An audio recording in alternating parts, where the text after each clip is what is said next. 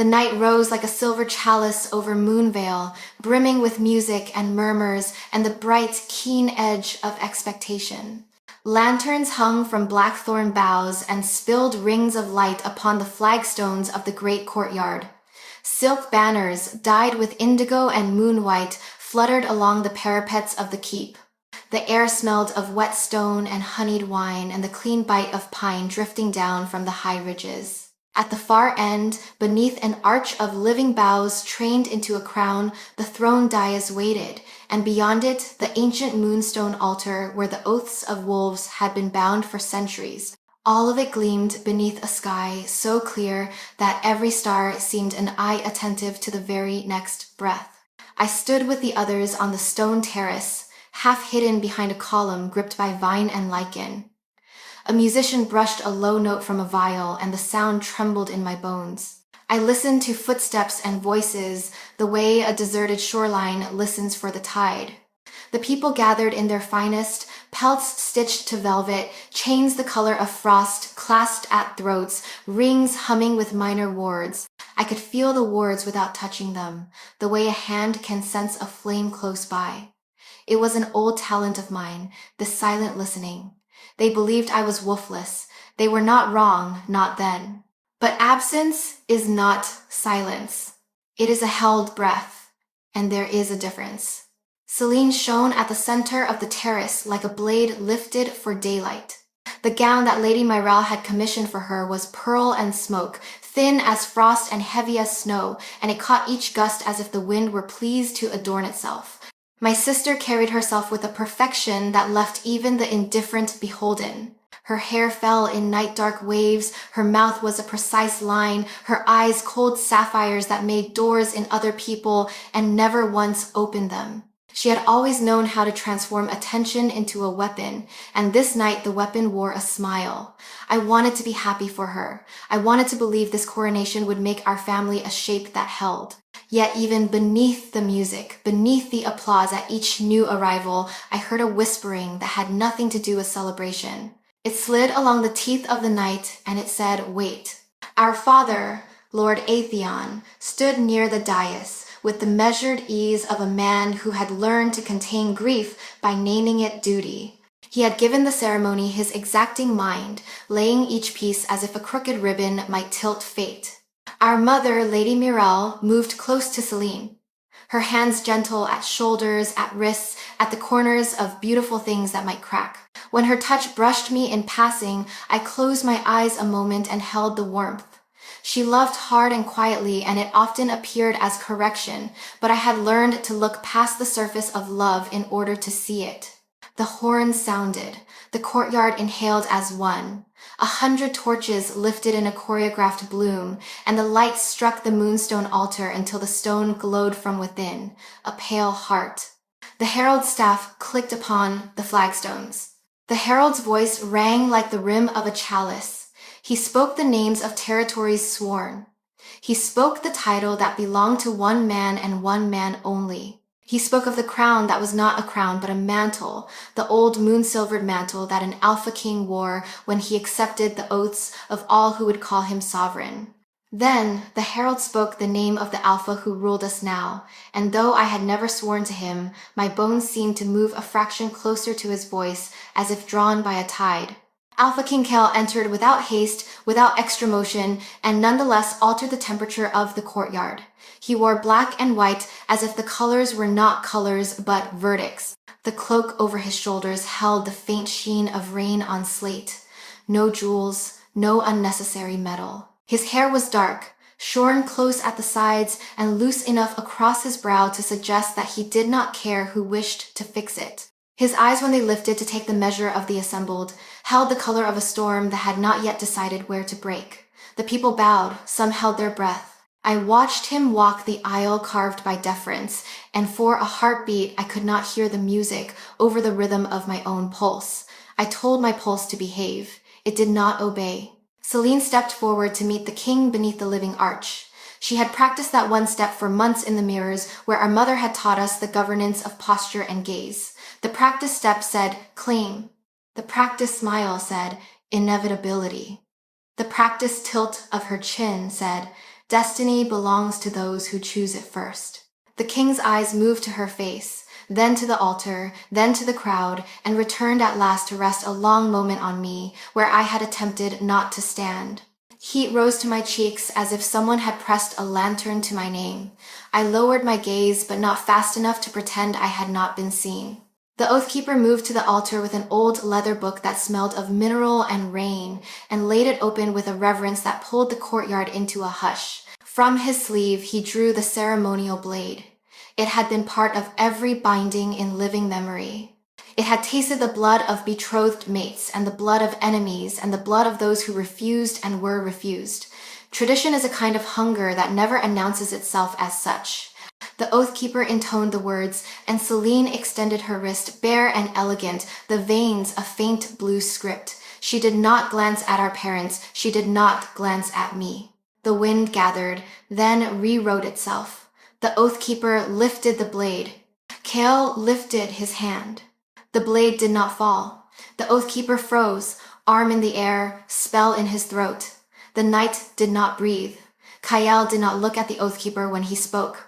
He looked at Celine, and his voice was the steady weight of a door set back upon its hinges. I will not bind this. The words were not loud, but the courtyard heard them as if they had been hammered into the stone beneath our feet. Sound came back in a staggered wave. A dropped goblet, a choke swallowed into a cough, the faint hiss of someone speaking a name in shock. My mother's fingers seized around the fan at her side, its spines creaking as though they were bones. My father did not move. I knew him well enough to recognize that he had already moved in every possible way inside. Celine's smile did not collapse so much as sharpen. You have asked it. You have asked me, she said, with a poise so perfect it made the night a mirror. You will honor what you asked. Kale's gaze did not waver. I asked to be shown the truth. He turned then, slow and deliberate, so that his eyes passed across the faces of every wolf who mattered and every wolf who thought they did. I will honor only that. No one spoke. The Oathkeeper let his arm fall. The blade did not touch skin. My breath sat like a stone in my chest. Celine stepped closer, the pearls at her throat pulsing like a living caution. You insult the pack. You insult the throne. You insult me. Each sentence was a thread pulled from an immaculate weave. She advanced one more careful inch, and beneath the silk a muscle jumped in her jaw. Do not mistake your crown for freedom from consequence. The king did not answer her warning. He simply turned his head until, again, his eyes found me at the edge of the column's shadow. He did not smile. He did not soften. He did not perform anything at all. Yet the glance clove me from the dark like a flake of light. A murmur rippled outward. I heard my name without hearing it. The words gathered themselves around me like a net I had never agreed to wear. Celine noticed the direction of his gaze and followed it over her shoulder. The moment her eyes landed on me, they brightened with a cold, lucid understanding. Her voice changed. No, she said softly enough that only those nearest might have heard, which meant everyone did. No! I had the outrageous instinct to laugh and pressed my teeth together until reason returned. I did not feel triumphant. I felt the tilt of the world, as if some enormous creature had woken under it and would choose any second to roll over.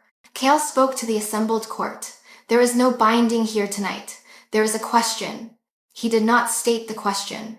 He allowed it to exist the way one allows a candle in a room full of straw. I revoked the petition. The herald flinched, the Oathkeeper stammered, then bowed and closed the book with a sound that echoed like a door. Cracks raced invisibly through the plan my father had laid. Celine did not move. She possessed stillness when movement would have betrayed her, and movement when stillness would have allowed the truth to show. Now she chose stillness. The stillness said, I am uninjured. The light at the edge of her eyes said otherwise. The crowd turned as one organism does when it smells smoke. They looked to my parents seeking instruction, to the king seeking justification, to my sister seeking a target, to me because they did not know where else to put their shock. Every look was a hand, and I wanted to shove them all away and crawl into the smallest pocket of night. Instead, I stepped from behind the column because sometimes refusal invites a worse hunger than obedience. Celine tilted her chin, and her voice reached me as if on a white wire. Do not. I stopped. It would have been easier to pretend I had not heard, but Celine's words had followed me my entire life. Ignoring them would have been as false as agreeing with them. My mother had not moved to stand at my side. She watched me with the look of a woman observing a bridge in a storm. She loved me. She had taught me to hold my chin even when it shook. My father at last turned his head and met my eyes. His expression carried the weight of an apology that came too late to improve anything. Kale descended 2 steps from the dais. Even that small descent altered the geometry of power in the space. Alara, he said. My name did not sound like mine when he said it. It sounded like a key I had never owned.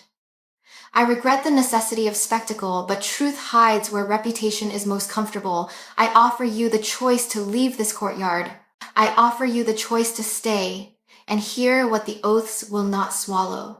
100 thoughts darted like minnows, and none of them mattered. I had never been asked to stay in any place that meant power and consequence. I had always been moved aside like a chair an inch off center.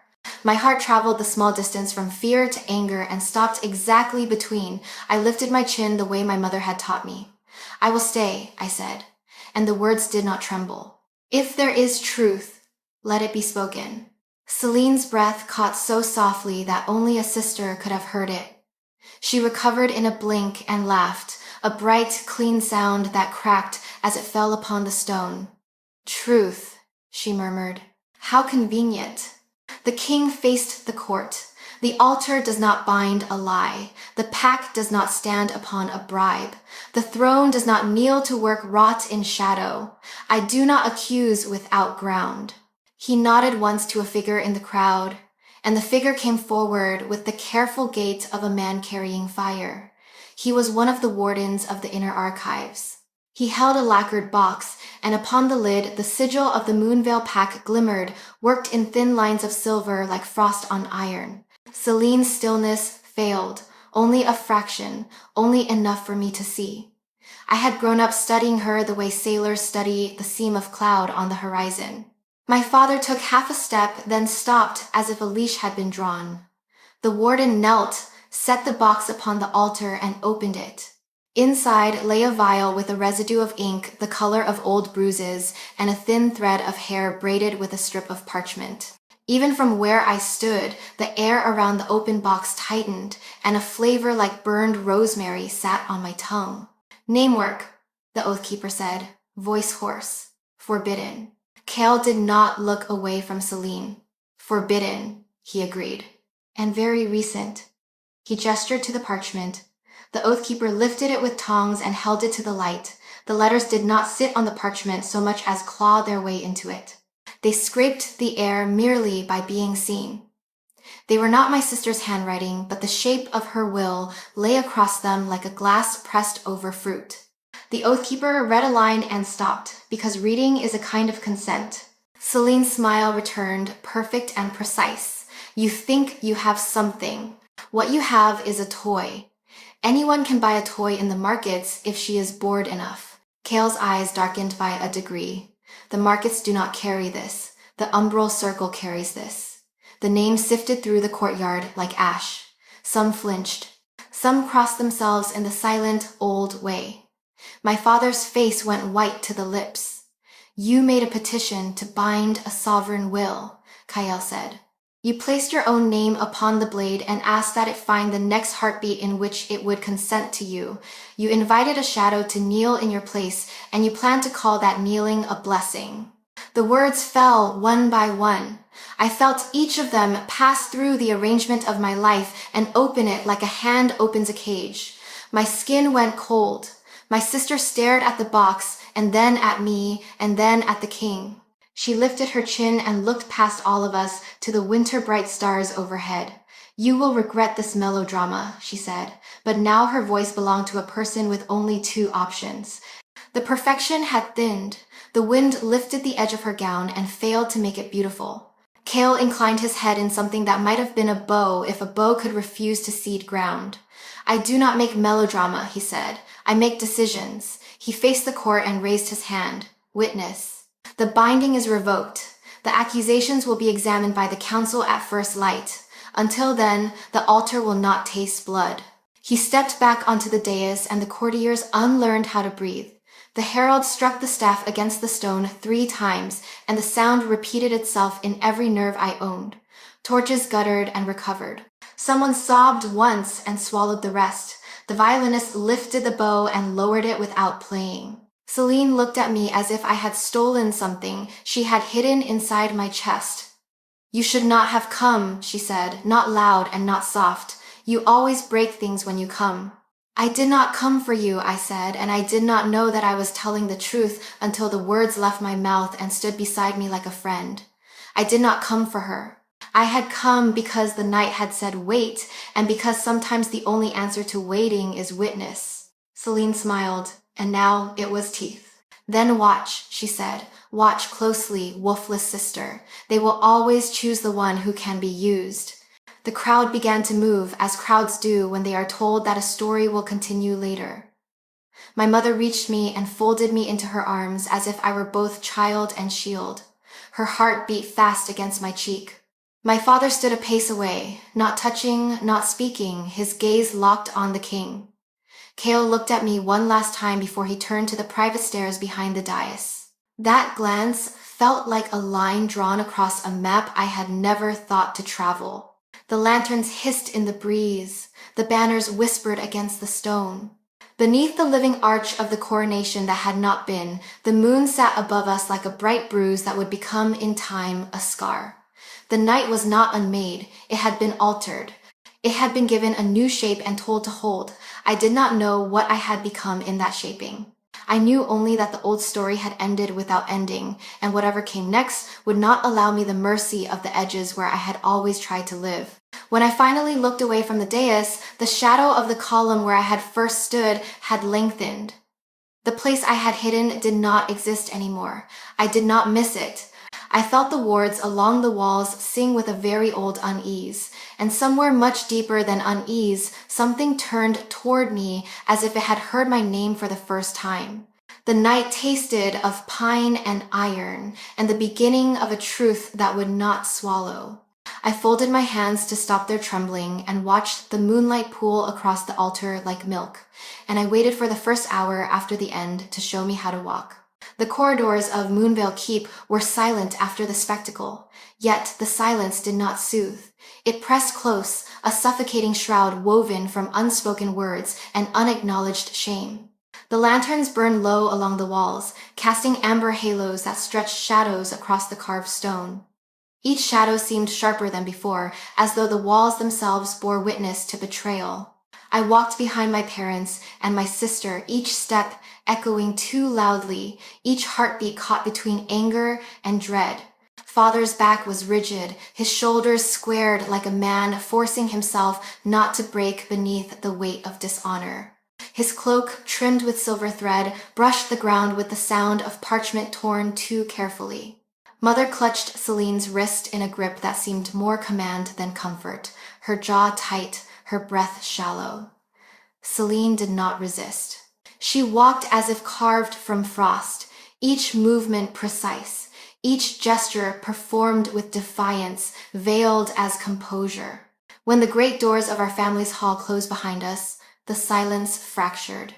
Father turned, his eyes burning with the muted fury of a man too practiced to scream. "Do you understand what you have done?" His voice was not raised, yet it struck like iron.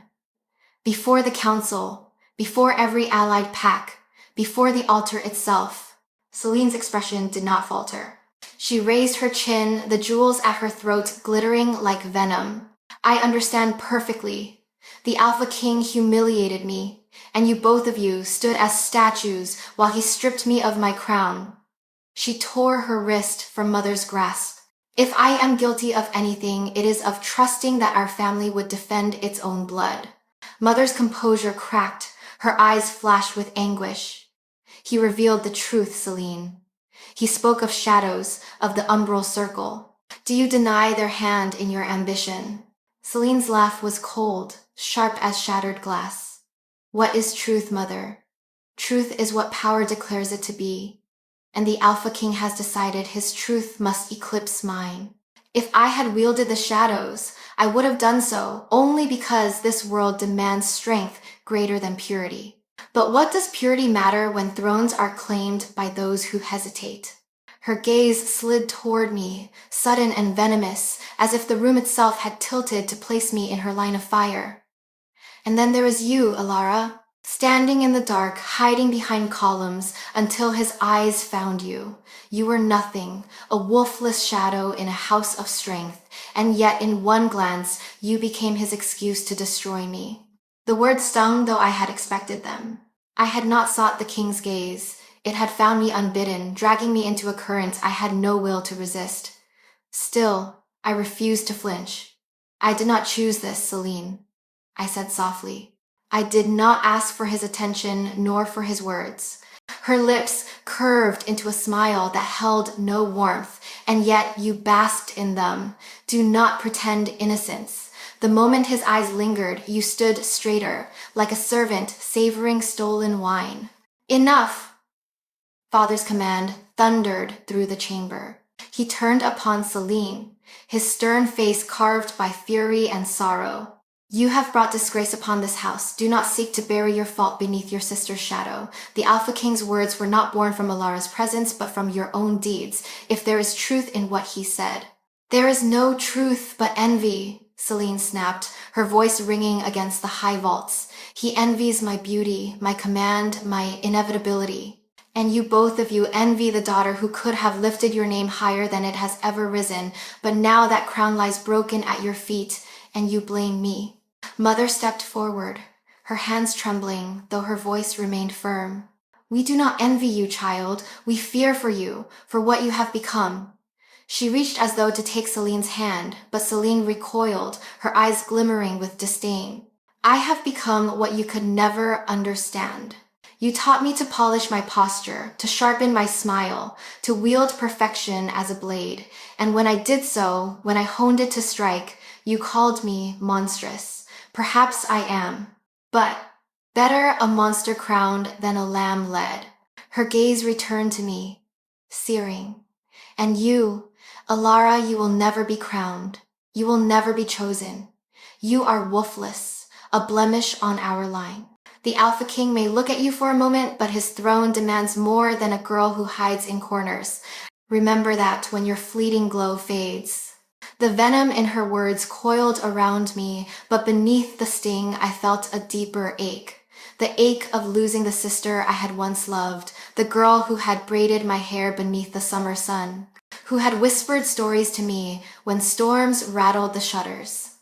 That sister was gone. Buried beneath ambition, sharpened to cruelty. Father's voice cut through the silence again, colder now. Enough. You will retire to your chambers until the council summons us. Your defiance has carved cracks into this house, Celine. Do not make them unrepairable.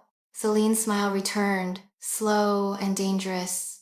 The cracks are already there, Father. They run deeper than stone.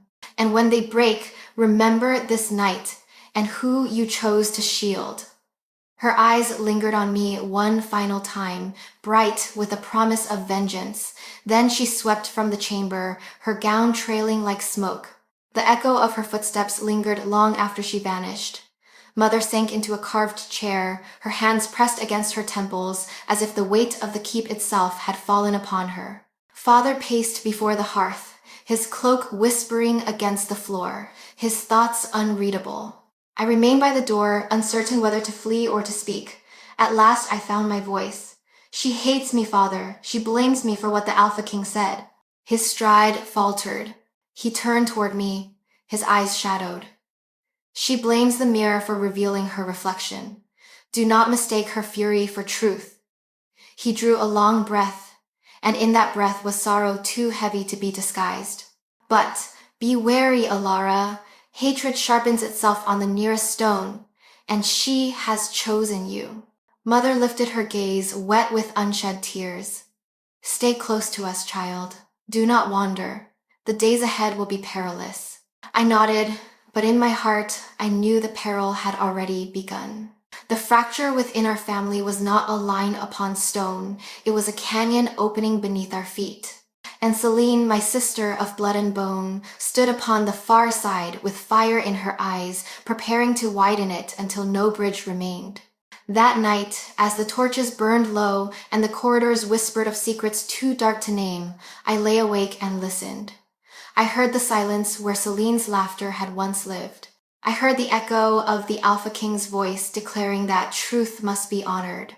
And beneath all of it, deeper than bone, I heard something else, the faintest hum, like the breath of a wolf stirring in its sleep. It was waiting. And so was I. The following days unfolded in a haze of whispers and restless silences. The corridors of Moonvale Keep carried the weight of suspicion, as if the stones themselves had overheard the Alpha King's accusation. Servants hurried past one another with bowed heads. Courtiers spoke in hushed voices that stilled whenever I entered. I felt their eyes like the prick of cold needles, 1,000 unspoken questions pressing against my back. Father kept to the council chambers, cloaked in duty, while Mother drifted between prayers and anxious silence. Celine remained locked in her rooms, her attendants dismissed, her windows shuttered. At times, I would pause outside her door and hear a rhythm. Sometimes the low hum of words spoken in a tongue older than our family, sometimes the scratch of glass across stone. I never entered. The air near her chambers tasted of smoke and iron, as if the walls themselves were smoldering. It was on the third night after the coronation that the summons came. A page, pale with awe, brought the command. The Alpha King required the presence of my father, my mother, Celine, and me at the altar chamber. My heart leapt in both dread and strange relief. Silence can wound as deeply as accusation, and at last silence would end. The altar chamber lay beneath the keep, carved into the mountain long before the first Alpha King claimed his throne. The stairway spiraled downward, torches spitting shadows along the walls. As I descended beside my parents, I felt each step echo into my bones. The air grew colder, tinged with the mineral taste of stone and the faint metallic tang of ancient blood. At the base, the chamber opened into a vast circle supported by pillars carved with runes too eroded to read. At its center stood the moonstone altar, veined with silver, glowing faintly as if the rock remembered every oath it had consumed. The Alpha King awaited us there. His presence filled the cavern, still and immense, like a storm crouched above the sea. His cloak lay heavy upon his shoulders, and in his hand he carried no weapon but the weight of his authority. Celine walked ahead of us, her head high, her gown whispering against the stone. She looked unbowed, unbroken, even defiant. When her gaze flicked to me, it was with a glint that promised I would regret breathing the same air. The Alpha King's eyes swept over us. "This altar has tasted centuries of truth," he said. His voice reverberated off the walls, a calm weight that pressed upon every ear. "Tonight it will bear witness once more." He gestured, and 2 wardens stepped forward, carrying the lacquered box I had seen before. They set it upon the altar and opened it. The vial gleamed darkly, the parchment within still etched with clawing script. The shadows in the chamber seemed to lean toward it, as if hungry for the remnants of its power. Celine's voice rang sharp and proud. "I deny this. Anyone could have placed such relics in that box. Do you think me so careless as to leave traces of a crime I did not commit?" Kale's gaze did not falter. "The altar does not drink from rumor. It drinks from truth. Place your hand upon it and let it decide." "In Casful?" A murmur rippled from my parents. Mother whispered Celine's name as though pleading with her to yield. Father's jaw tightened, his eyes shadowed with dread. Celine stepped forward, her chin lifted, her smile like a dagger. "Very well. If the altar finds me guilty, let it strike me dead where I stand." She placed her hand upon the cold moonstone. The chamber stilled, the torches hissed. For a moment, nothing happened. Then the altar flared with a sickly glow, silver laced with black. The veins in the stone pulsed, spreading darkness like ink spilled through water. Celine's eyes widened, just for a heartbeat, before she forced them calm. The Alpha King's voice cut through the hush. The altar does not lie. Celine's smile snapped into a sneer. And yet, I live. Perhaps your altar is as flawed as your judgment. She pulled her hand away, and the glow receded, though the stain of shadow lingered within the stone. Kayal's eyes narrowed. The altar reveals corruption, not consequence. You live, Celine, but the truth has been seen. The umbral circle's mark is upon you. The words hung heavy in the chamber, heavier than stone. Mother covered her mouth, her tears falling silent. Father bowed his head, his shoulders trembling with shame he would never confess aloud. Celine turned, her voice rising with fury. You all conspire against me. You, Father, who should defend me. You, Mother, who weeps instead of standing. And you, her eyes speared me, cold fire blazing. You are the root of this ruin. If not for your presence, he would not have looked away. If not for your cursed shadow, I would be crowned. Her words struck deep, but before I could answer, the altar pulsed again. This time, its light was pure silver, radiant, spilling like moonlight across the chamber. The glow touched my skin, and I gasped as warmth surged through me. My veins burned with fire that was not fire, light that was not light. I stumbled forward, drawn to the stone as if called by a name older than mine. Elara, Kale said, his voice low but steady. The altar calls you. I reached out, trembling, and laid my hand upon the cold surface. A rush of power tore through me, pain and ecstasy entwined. Images flooded my mind, wolves howling beneath endless stars, a crown of silver branches, shadows recoiling before a blazing moon. My heart thundered, my breath caught, and then the pain broke into clarity. Silver marks blossomed across my skin, winding like luminous vines. They shimmered on my wrists, my arms, my throat, the chamber filled with their glow.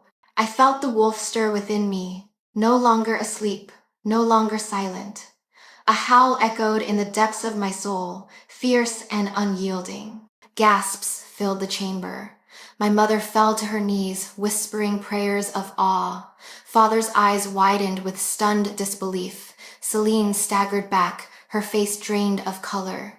Kayal's gaze met mine, and in his storm-gray eyes I saw not shock, but recognition, as though he had been waiting for this moment all along. The Luna Wolf, he murmured. She awakens. Celine's voice cracked the silence, sharp with fury and fear. No, it cannot be. She is wolfless. She is nothing. But I was not nothing. The altar's light burned through every denial, every shame, every whispered insult I had endured. The wolf within me had risen, and it would not return to slumber. The altar chamber trembled as though the mountain itself acknowledged the truth. Shadows shrieked against the walls, recoiling from the silver blaze. I lifted my hand, and the light obeyed, searing the darkness from the stone. Celine screamed, a sound of rage and terror mingled, and fled the chamber. My parents called after her, but their voices faltered in the thunder of my awakening. I stood, trembling but unbroken, beneath the glow of the altar. My breath steamed in the cold air. My pulse sang with new power. For the first time in my life, I was not hidden in shadows, not silent, not less. I was chosen, and nothing would ever be the same. The dawn after my awakening broke pale and heavy, as though the sun itself was reluctant to climb above Moonvale. The air was sharp with winter's breath, and yet every sound seemed muffled, wrapped in the hush that follows revelation. Word of the altar had already escaped the chamber. Servants whispered my name with awe and fear, and courtiers avoided my gaze as if light itself might burn them. I had been wolfless yesterday. Today I was Luna Wolf, but triumph was not what I felt.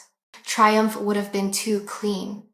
What I felt was the weight of an old world collapsing around me, each stone falling where it would, crushing whatever stood too close. Father summoned me to his private hall at first light. He stood near the window, his figure framed by mist drifting across the mountains. His hand rested on the sill, fingers splayed, knuckles white, When he turned, I saw pride flicker in his eyes, pride quickly smothered by caution. You understand what this means, Alara, he said, his voice quiet but firm. The Luna Wolf is no myth now. The Council will see you as both salvation and threat. They will want to bind you, to use you, perhaps even to chain you. You must tread carefully. I bowed my head. I never asked for this, Father. No one asks for destiny, he replied, a shadow crossing his gaze. It chooses, and choice thereafter is all that remains. His tone hardened. And Celine will not accept this. She has lived her life for the crown, and now the light has turned away from her. Hatred will be her answer. He was right. Even now, I could feel her fury like a storm pressing against the walls of the keep. My sister had not spoken to me since she fled the altar chamber. Yet I knew the silence of Celine was never stillness. It was a blade being sharpened where no one could see. Mother entered then, her steps quick, her eyes bright with worry. She took my hands in hers, her touch trembling. Promise me you will be cautious, Alara. Your gift is wondrous, but it is also dangerous. Power such as this will not only draw enemies from beyond our borders, it will corrode hearts closest to you. Promise me. I promise, I whispered, though even as I spoke the words, I knew caution alone would not be enough. The day stretched long. Courtiers came and went, their eyes slipping to me, their mouths speaking of duties while their silence asked questions they dared not voice. Some knelt with reverence, others kept their distance as if I carried plague. My name had become a spell, both blessing and curse. By dusk, Celine's chambers were empty. Her attendants had fled, her windows stood open to the dark. The scent of charred herbs lingered in the air, acrid and heavy, as though fire had bitten at the edges of every surface. She was gone. Father sent scouts to the borders, but even before they returned empty-handed, I knew where she had gone. The umbral circle had not abandoned her. She had run to them fully, trading, not whispers, but her entire soul. Night fell, I dreamed. In my dream, I stood in the great hall, though it was twisted into ruin. The walls bled shadow, the roof open to a sky void of stars. At the center stood Celine, her gown black as tar, her eyes glowing with green fire. She held a chalice of blood, and she poured it over the moonstone altar. The stone screamed, cracking, spilling veins of shadow into the earth. Wolves writhed in chains of smoke, their howls twisted into cries of torment. Celine turned to me then, her smile both triumphant and cruel. If I cannot rule with light, she said, I will reign with shadow, and you will kneel, Alara, you will kneel or you will burn. I woke with my chest heaving, sweat chilling my skin. The air was thick with the scent of iron. At first I thought it was only the echo of the dream. Then the screaming began. I ran from my chamber. The corridor glowed red with firelight. Smoke rolled along the ceiling. The scent of blood was sharp and real. I followed it to the main hall, where chaos reigned. Servants fled in terror. Guards clashed steel with creatures that bled darkness instead of blood.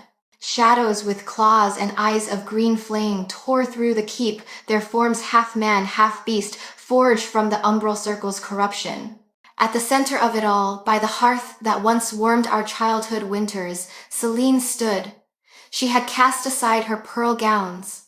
Her figure was cloaked in black, a crown of shadow flickering above her head. Her beauty was still there, but it had been sharpened into cruelty, perfected into monstrosity. Her eyes met mine, and the fire in them seared through me. Do you see now, little sister? She called across the carnage. Light is fragile. It bends, it breaks, it withers. But shadow endures. Father and mother never believed in me. They wanted perfection without price. But I was willing to pay. Yeah. I stumbled forward, my eyes seeking our parents. My father lay near the dais, blood staining his chest, his hand still gripping his blade, though his strength had fled. Mother knelt beside him, her gown soaked crimson, her hands pressing in vain against his wounds. She lifted her face to me, tears streaking through soot, her lips shaping my name. Alara. Something inside me broke. The wolf within surged, clawing against the bars of my soul. Power burst through me in a torrent, silver light blazing from my skin. The marks along my arms burned, igniting with fury.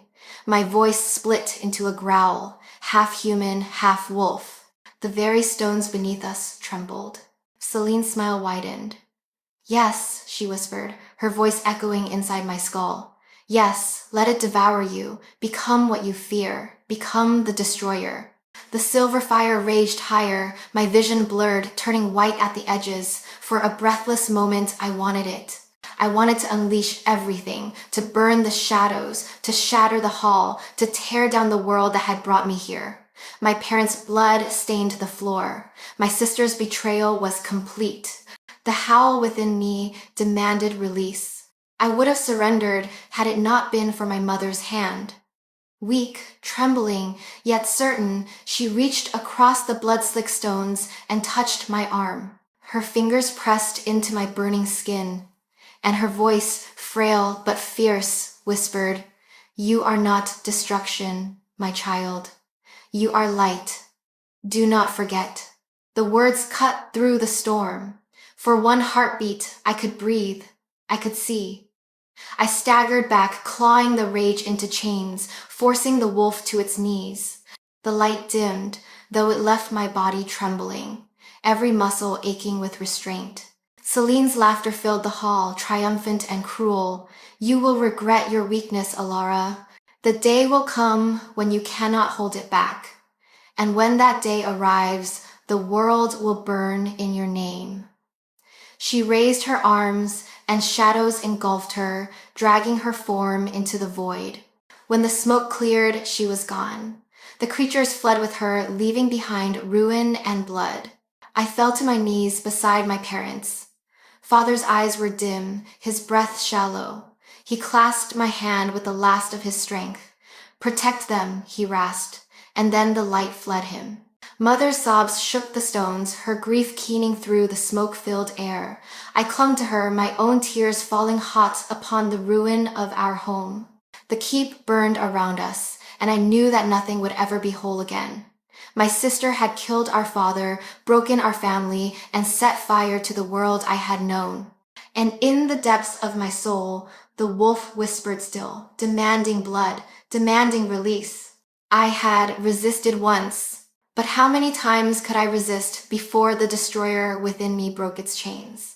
That night, among ashes and grief, I swore one thing. I would not let Celine's shadow claim me. If I was chosen to be Luna Wolf, then I would decide what that meant, even if it cost me everything.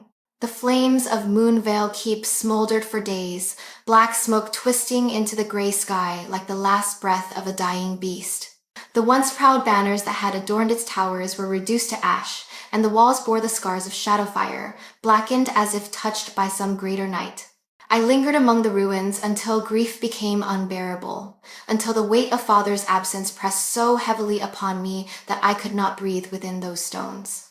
Mother remained, a figure of quiet mourning, her hair veiled in ash, her eyes hollow with sorrow.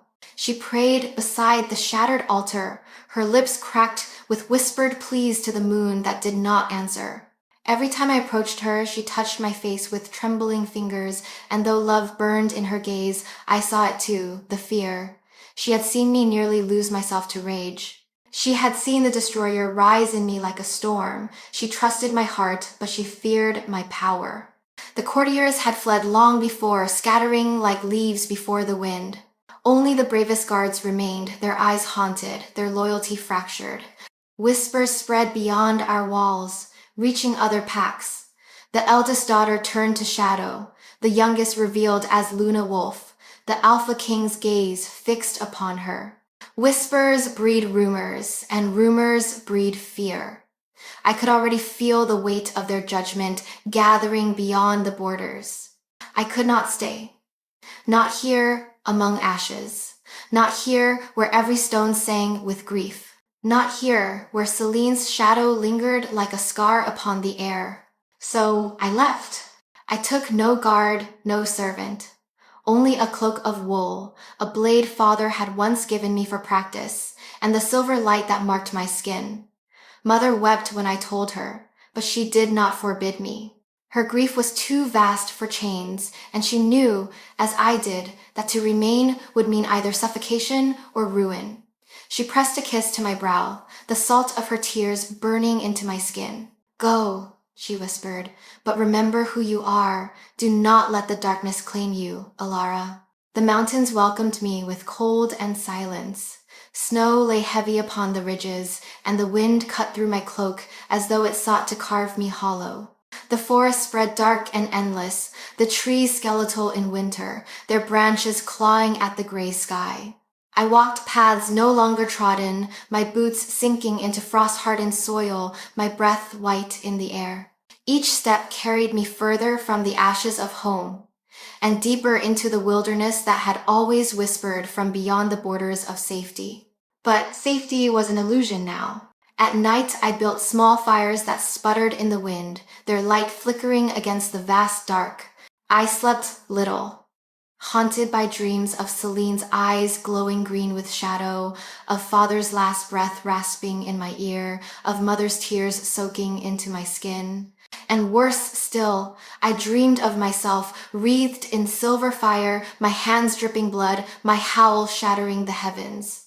I woke from these dreams shaking, my body slick with sweat despite the cold, the wolf inside me restless and hungry. Hunger was no dream. It gnawed at me daily, for the wolf within had tasted awakening and would not be silenced. My senses were sharper now, every sound cutting into my awareness, every scent layered with meaning. The rustle of a vole beneath snow, the musk of a stag far off among the pines, the metallic tang of a predator on the wind. My muscles ached with the need to run, to hunt, to release the beast clawing inside me. But I held it back, teeth clenched, heart pounding, refusing to give it freedom. Because when I remembered the fire in the hall, when I remembered how close I had come to destroying everything, I knew what would happen if I let it loose. I feared not only what I might kill, but what I might become. Yet the wilderness offered no mercy. On the fifth night, as the moon lay half hidden behind clouds, the shadows moved against me. Shapes rose from the forest floor, neither beast nor man, their bodies stitched from smoke and sinew. Eyes of green flame burned in the dark. They crept from tree to tree, their claws carving frost from bark, their whispers slithering across the clearing. I knew them. The umbral circle had sent its hounds.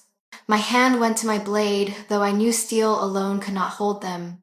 They circled, hissing my name, their voices layered, hollow, unnatural.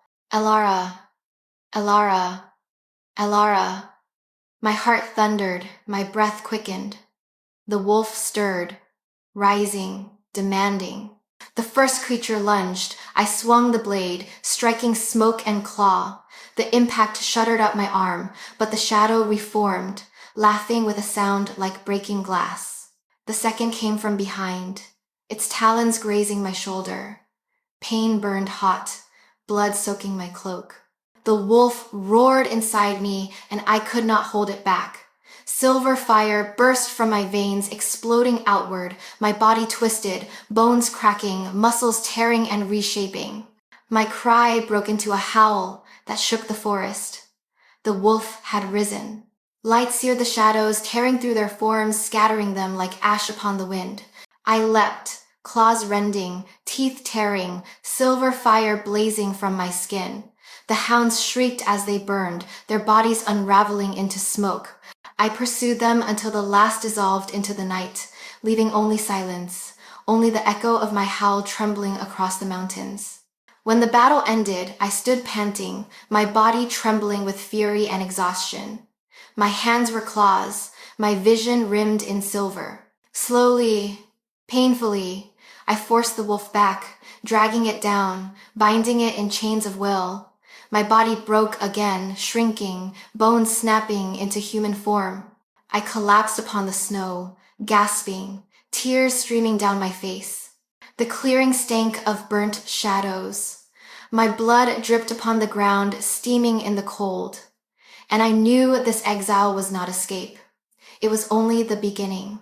Celine's hand had reached even here, her shadows hunting me across the wild. And each time I fought them, I drew closer to the beast inside me, closer to the destroyer I feared. I lay beneath the broken moonlight, my breath ragged, my soul torn. Alone, haunted by both my sister and myself. Exile was no sanctuary. It was trial. And if I failed, the world would burn. The council chamber of Moonvale stood at the heart of the mountain keep, carved into stone, older than memory, its walls lined with torches that burned without smoke, its floor marked with the sigils of every pack bound to the throne. It was here that justice was weighed, not by one wolf alone, but by the assembled alphas of allied territories. Yet on that morning, when the bells summoned them to gather, the chamber quivered with something greater than judgment. Fear. I was not there to witness it. My exile had already begun, my path threading through forests far from home. But the chamber's story traveled swiftly, carried on the tongues of wardens, scribes, and fearful courtiers who dared not keep it hidden. They spoke of the Alpha King Kael as he entered the chamber, his cloak a mantle of storm, his gaze iron that bent no plea. He did not wait for silence. Silence bent to him. The counselors sat along the curved benches, alphas from distant ridges and valleys, each wearing the colors of their pack. Some wore suspicion plainly on their faces, others disguised it beneath courtesy. But all had heard the rumors. A daughter bound to shadow, a Luna wolf awakened, blood spilled within Moonvale's very walls. Kael raised the lacquered box, its sigil bright against the firelight. He set it upon the altar that stood at the center of the chamber, and when the lid opened, a wave of unease swept the room. The namework lay within, coiled like a serpent of ink, the residue of shadowcraft still clinging to it. The umbral circle had no seat here, yet its presence whispered from that relic, defiling even sacred stone.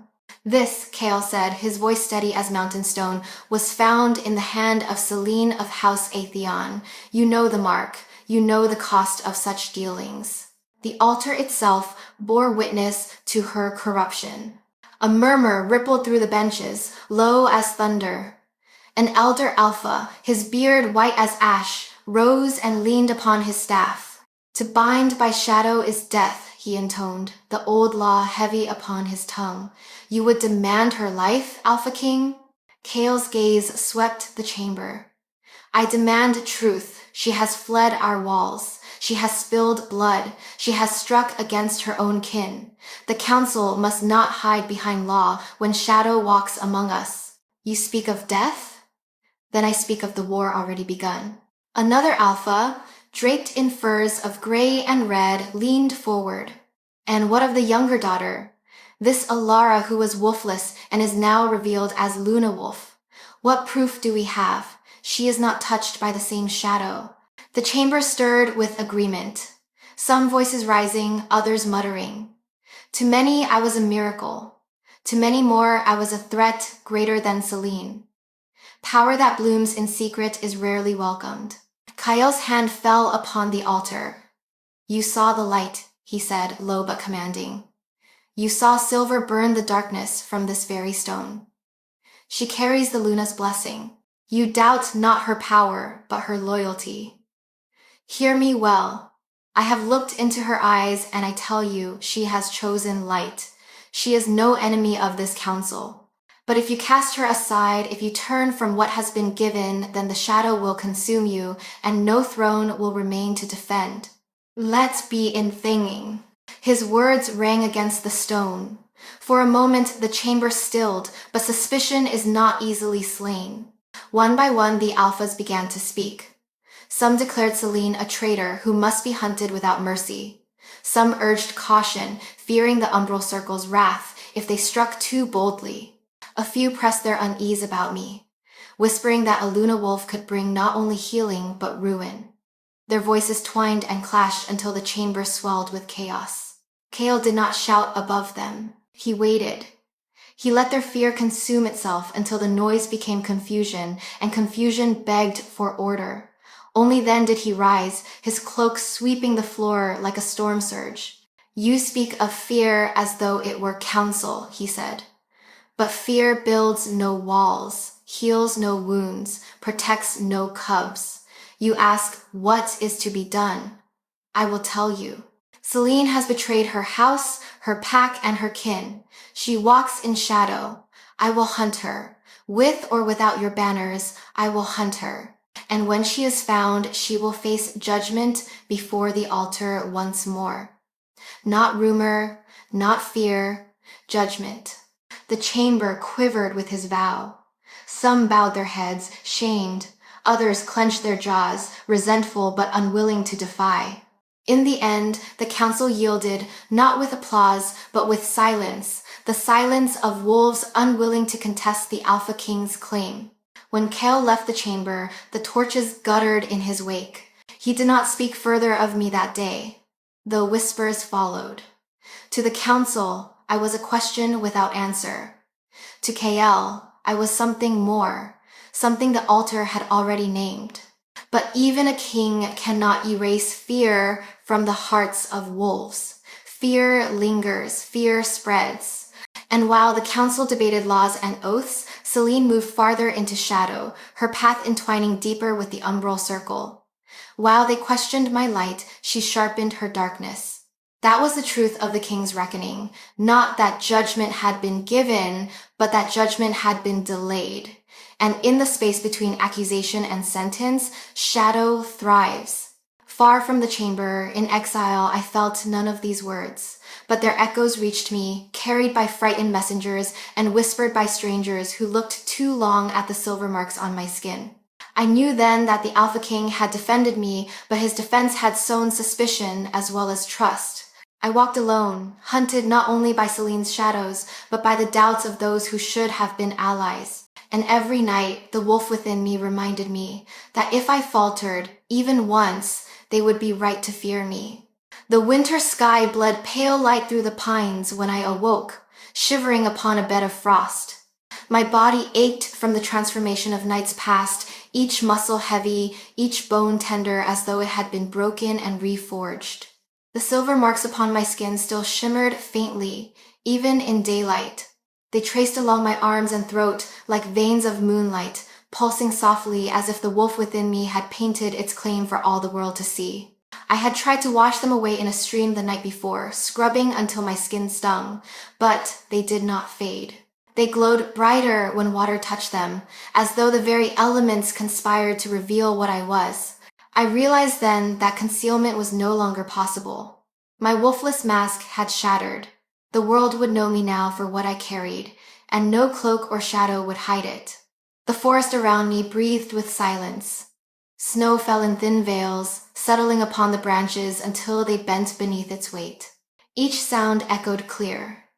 The crack of distant ice, the scurry of paws beneath the underbrush, the sharp call of a raven circling overhead. My senses had sharpened beyond endurance. I could taste the iron in the soil, the resin in the bark, the heartbeat of a hare frozen in fear 50 paces away. It was too much. I pressed my hands to my ears, but the world would not soften. My body trembled, my breath shallow. The wolf inside stirred, restless, hungering. I feared that if I surrendered even a breath, it would seize me, tear free, and leave nothing but ruin in its wake. I stumbled forward, searching for stillness, searching for something to anchor me. And then, through the lattice of trees, I saw it. A clearing bathed in light, though the sky above was heavy with cloud. Snow lay untouched upon the ground, unbroken, pristine. At the center rose a single stone, smooth and pale, veined with silver that gleamed like liquid. The sight drew me, though I could not say why. My steps quickened. The closer I came, the louder the wolf howled within me, not with fury this time, but with recognition. When I reached the stone, I placed my palm against its surface. Light flared. The marks upon my skin ignited, answering the stone's glow. A surge of warmth poured into me, fierce and cleansing, like breath drawn straight from the moon itself. My knees buckled, but I did not fall. Instead, vision spilled through my mind like water through a shattered dam. I saw wolves of silver fur racing beneath ancient skies. I saw women cloaked in moonlight, their hands raised in blessing and battle, their eyes fierce with purpose. I saw battles against the umbral circle, shadow and light colliding in storms that split mountains and scarred the earth. And always I heard the same words whispered by voices older than memory. The Luna Wolf does not destroy, the Luna Wolf restores. The visions left me trembling, my breath ragged. Tears burned my eyes. I fell to my knees before the stone, my hands clenched in the snow. The wolf within me growled, fierce and wild, but beneath its hunger lay something else, something I had never felt before. Obedience. It bowed. For the first time, the beast within did not fight me. It bent its head, low and grudging, as though the stone's light had commanded it. I felt its fury, its hunger, but also its strength waiting, coiled, not against me, but beside me. When I opened my eyes, the snow in the clearing shimmered faintly, each flake glowing as though kissed by starlight. My breath fogged the air in silver wisps. I had not mastered the wolf, but I had touched something deeper. A bond. And yet, as the warmth ebbed, a shadow intruded. The vision had not ended with triumph. I had seen Celine, cloaked in shadow, her eyes green fire, her smile cruel. She too had stood before such a stone, but where I had received blessing, she had poured venom. The umbral circle had given her their own gift, a twisted echo of mine. She had not bowed to her wolf, she had shackled it. And through that chain, darkness flowed into her like poison. I pressed my forehead against the stone, my tears melting small circles in the snow. How am I to fight her? I whispered. My voice was raw, my throat aching with grief. She is my sister, and yet she is death to us all. We, after Rees, among in. The stone gave no answer, only a steady pulse of light beneath my palm, a silent reminder that destiny is never gentle, only true. I left the clearing at dusk. The silver veins on my skin no longer burned with pain. They thrummed with quiet strength. The wolf within me growled, but the growl was no longer rebellion. It was a promise. Still, I knew peace would not last. Already the forest trembled with signs of pursuit. I smelled the musk of strange wolves on the wind, their scents unfamiliar, their trails too deliberate. Celine's hand had reached into the wild again, and she would not rest until I was bound, broken, or destroyed. As the moon rose above the trees, my silver marks flared brighter, guiding my steps deeper into exile. I no longer felt wholly human, nor wholly wolf. I was something between, something both. I was Luna Wolf.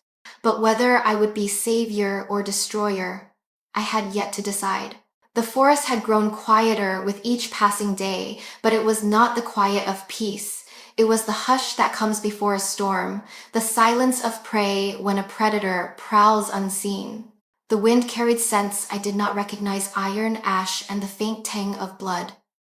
The trees themselves seemed wary, their branches groaning like old bones, as if they too knew what hunted me. By the time night fell, I had reached a ravine where a river cut through black stone, its waters foaming with winter melt. I knelt to drink, the cold burning down my throat, when I felt the shift in the air. My skin prickled. The silver marks along my arms began to glow faintly, unbidden. I straightened, my hand tightening on the hilt of my blade, though I knew steel alone would not protect me. The shadows moved. They rose from the tree line, more defined this time.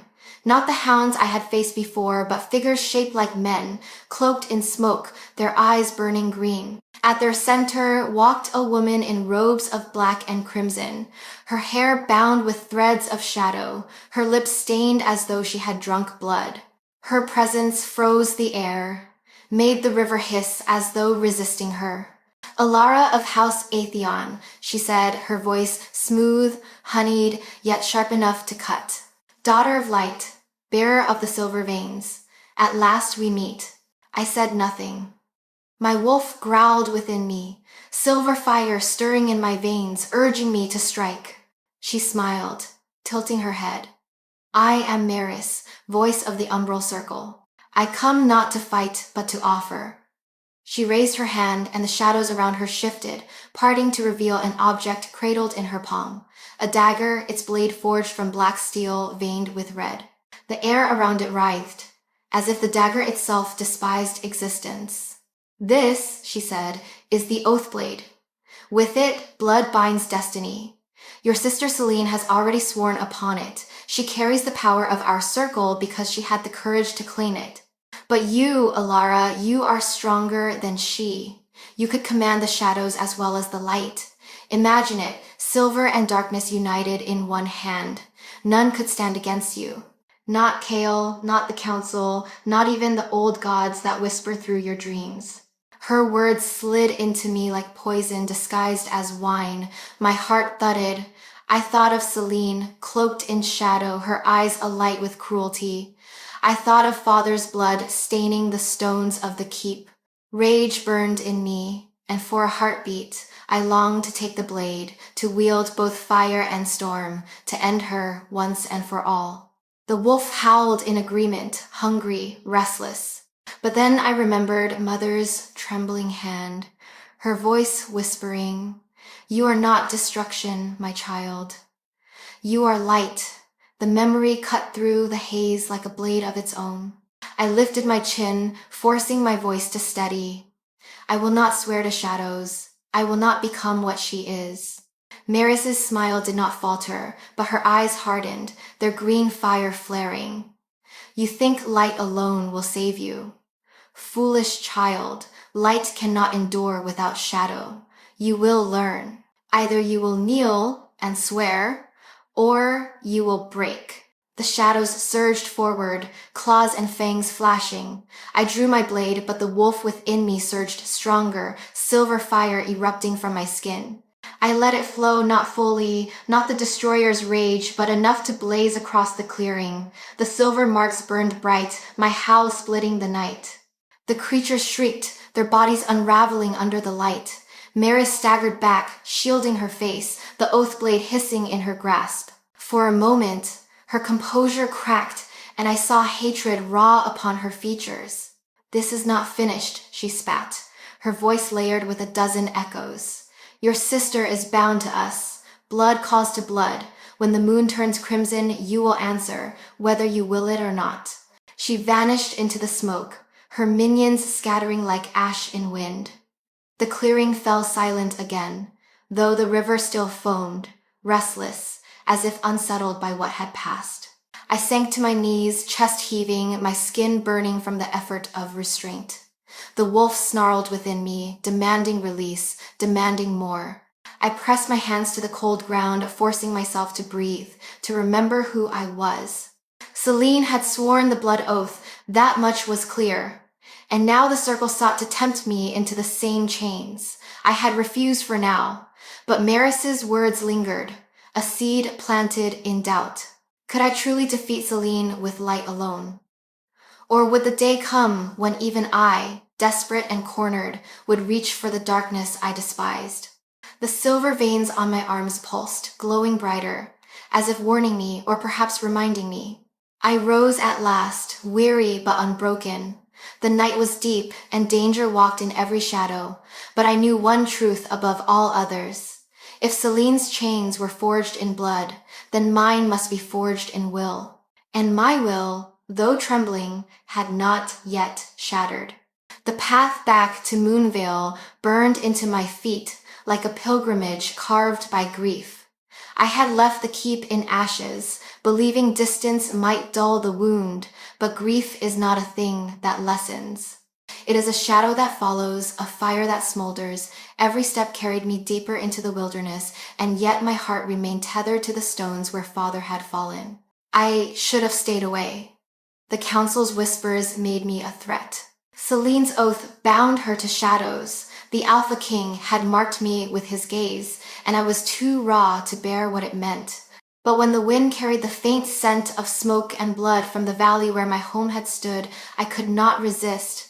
I turned my feet toward the ruin, knowing danger waited. The night was dark when I crested the ridge above the keep. What had once been proud walls now crouched like blackened bones against the moonlight. Towers had crumbled, roofs sagged, broken. The courtyard was a graveyard of stone and ember. Yet worse than ruin was the silence. Not the silence of peace, but the silence of absence. Every hearth cold, every voice gone. I moved like a shadow among shadows, my cloak drawn tight, my eyes searching. My wolf senses sharpened each sound.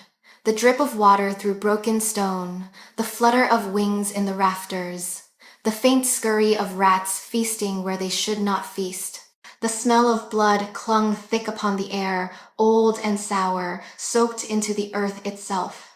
And then I heard it, a whisper, low and rasping, carried on the wind. Elara. I froze, my breath caught.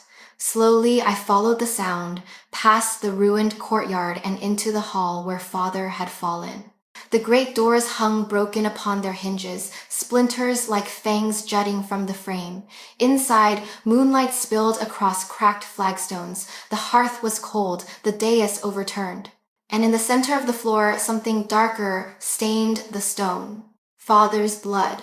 I dropped to my knees, my hand trembling as I touched the dried stain. Memories struck me like blows. His final breath, his hand clutching mine, his voice rasping a plea I could not forget. Protect them. The weight of his words crushed me anew. The whisper came again, closer this time.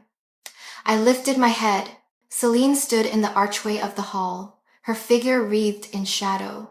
Her gown clung to her like living smoke, her eyes alight with emerald fire. In her hand she held the oath blade, its red veins pulsing like a heartbeat. She looked as she had in my dreams, beautiful, terrible, unrecognizable as the sister I had once loved. Elara, she said, her voice rich with mockery, the dutiful child returns to grieve at father's grave. How sweet, how useless. I rose slowly, my hand upon the hilt of my blade. You killed him. My voice trembled, not with fear, but with the rawness of truth. You spilled his blood to feed your oath. Her smile widened, sharp as glass. Yes, and I would do it again. Do you think I regret it? He was weak. He clung to honor when power was within reach. Mother wept instead of wielding. And you, little wolfless shadow, you hid in corners while I carved destiny with my hands. You carved nothing but ruin, I spat. You sold your soul to darkness. Celine's eyes flared. And what has your light bought you? A ruin of stone. A title whispered with suspicion. A wolf that snarls inside you, hungry to consume. Do not pretend, Elara. I saw you in the hall. I saw the fire in your eyes, the destroyer clawing free. You and I are not so different. You crave the same power I claimed. You only lack the courage to admit it. The wolf inside me stirred at her words, restless, aching. I clenched my jaw, forcing it down. I am not you. Oh. Celine stepped closer, her shadow trailing like smoke across the floor. The oath blade pulsed, staining the air crimson. But you could be. Join me. The circle has offered you the blade. Together we could reign, sisters crowned not by frail men or foolish counsels, but by eternity itself. Light and shadow, bound by blood, none could oppose us. For a heartbeat I wavered. The wolf howled, hungering for release. I imagined her hand clasping mine, imagined our strength combined, imagined the world bent beneath us. Power surged in my veins, tempting, burning. Then I remembered father's face as he died. I remembered mother's touch, trembling but steadfast. I remembered the silver stone in the clearing, its voice whispering, not of conquest, but of restoration. And I knew... No, I said, my voice was steel. I will never stand with you. Celine's smile fractured into fury. The shadows writhed, her gown whipping like flame. Then you will fall. She raised the oath blade. Shadows screamed from its edge, spilling across the hall. I raised my hand, silver light flaring from my veins. The marks upon my skin burned like fire, blazing against the tide of darkness. Light and shadow collided, thunder shaking the stones, shards of power tearing through the air. The battle was chaos. Her blade struck, trailing green fire, my silver burned, searing shadows from the floor. We moved like reflections, sisters entwined in a dance of hatred and grief. Every strike was memory, every wound a betrayal. At last, the clash hurled us apart, both gasping, both trembling. The hall trembled, stones cracking beneath the weight of our fury. Celine's eyes locked on mine, wide and furious. "This is not the end," she hissed. "Blood calls to blood. You will break, Alara, and when you do, the world will kneel." Smoke swallowed her form. When it cleared, she was gone. I stood alone in the hall of my childhood, the air thick with ash and grief. My body shook, my veins burned with silver fire. The wolf howled inside me, hungry still, unsatisfied by victory. I dropped to my knees beside father's bloodstain, my tears falling upon the stone. I had faced my sister and lived, but the cost was heavy. She had chosen shadow, and I had chosen light. But how many more battles could I endure before the destroyer within claimed me? The House of Blood gave no answer. It only whispered with silence, and silence is the heaviest burden of all. The night after my clash with Celine pressed against me like a shroud. The air beyond the keep was bitter, heavy with the stench of smoke and shadow. Each breath burned my lungs as though the ruins themselves exhaled despair. I staggered through the skeletal remains of the forest bordering our lands, my cloak torn, my body aching from wounds silver light had not yet healed. My wolf prowled restlessly inside me, clawing, demanding, its hunger sharpened by the taste of battle. I wanted silence. I wanted the world to still. But silence is not mercy, it is a mirror. And in that mirror, I saw myself, aflame with silver fire, my claws dripping with smoke and blood. I saw the fear in my mother's eyes when she had touched me in the hall. I saw the awe of strangers who whispered my name with equal parts reverence and dread. And I saw the truth Celine had hurled at me, that I was as close to ruin as she. I found a hollow in the roots of an ancient pine and collapsed within it. The earth was damp, smelling of rot and frost. I pressed my hands to my face, but the silver marks glowed through my fingers, defiant, unhidden. My veins throbbed with power. My wolf growled in my chest, its voice overlapping with mine until I could not tell where the beast ended and I began. "Release me," it whispered. "Let me run, let me tear, let me end this." "No," I rasped, clutching my knees. "If I give you freedom, you will destroy. You will kill her, kill them all, and leave me hollow. And what has restraint given you?" The wolf mocked. "Your father's blood soaks the stone. Your sister walks in shadow. The council calls you threat. The Alpha King watches you as one watches a blade that may cut the hand that holds it. Restraint has given you nothing but chains." Its voice was not wrong, and that terrified me more than shadow. My heart beat so hard it ached. My breath came ragged, too sharp. The destroyer lurked at the edge of my will, waiting for the smallest crack to widen into surrender. Sleep came in jagged fragments. Dreams twisted around me like barbed vines. I saw Celine seated on a throne of bone, her smile dripping with blood. I saw the Alpha King, Kael, kneeling in shadow, his eyes dim, his strength broken. I saw myself, silver fire raging unchecked, my claws tearing through friend and foe alike. Wolves bowed before me, not in love, but in terror. They called me Luna, but their voices shook with horror. I woke with a scream, sweat cold upon my skin. My hands were claws, half-shifted without my consent. The wolf within laughed, its hunger echoing in my skull. I pressed my palms to the earth, forcing the claws to recede, tears burning down my cheeks. Dawn broke gray and lifeless. I rose unsteady, my body trembling with exhaustion. The forest was still, yet not safe. Crows gathered on the branches above, their black eyes watching, their wings restless. When I took a step, they burst into flight, their cries harsh, mocking. I followed no path, only the pull of my instincts, wandering deeper into the wild. Hunger gnawed at me. not for food, but for release. My wolf wanted to run, to hunt, to taste the freedom of blood and snow. Every step was a battle, every breath a plea. By midday, my restraint faltered. I collapsed at the edge of a frozen stream, my reflection rippling in the ice. Silver veins glowed across my face, making me a stranger to myself. My eyes gleamed with the wolf's fire. "Who am I?" I whispered to the water. "Am I Alara, daughter of light? Or am I the destroyer she claims I will become?" The water gave no answer, but the reflection shifted.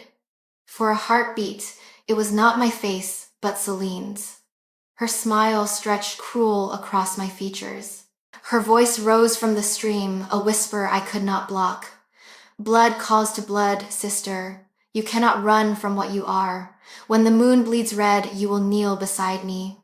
I struck the ice with my fist, shattering the vision, blood staining my knuckles. But the echo of her laughter lingered in the trees.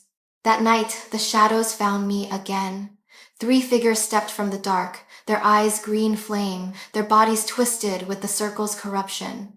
I drew my blade, but it trembled in my grip. My wolf surged, desperate, wild. They lunged. Claws raked my arm, teeth tore at my shoulder. Pain flared bright, silver fire roaring in response. I screamed, and the scream broke into a howl that shook the branches. My body burned, bones snapping, muscles ripping as the wolf forced itself free. The world blurred into violence. I was claws, teeth, fire. I was hunger, fury, destruction. Shadows tore beneath me, their screams swallowed by silver light.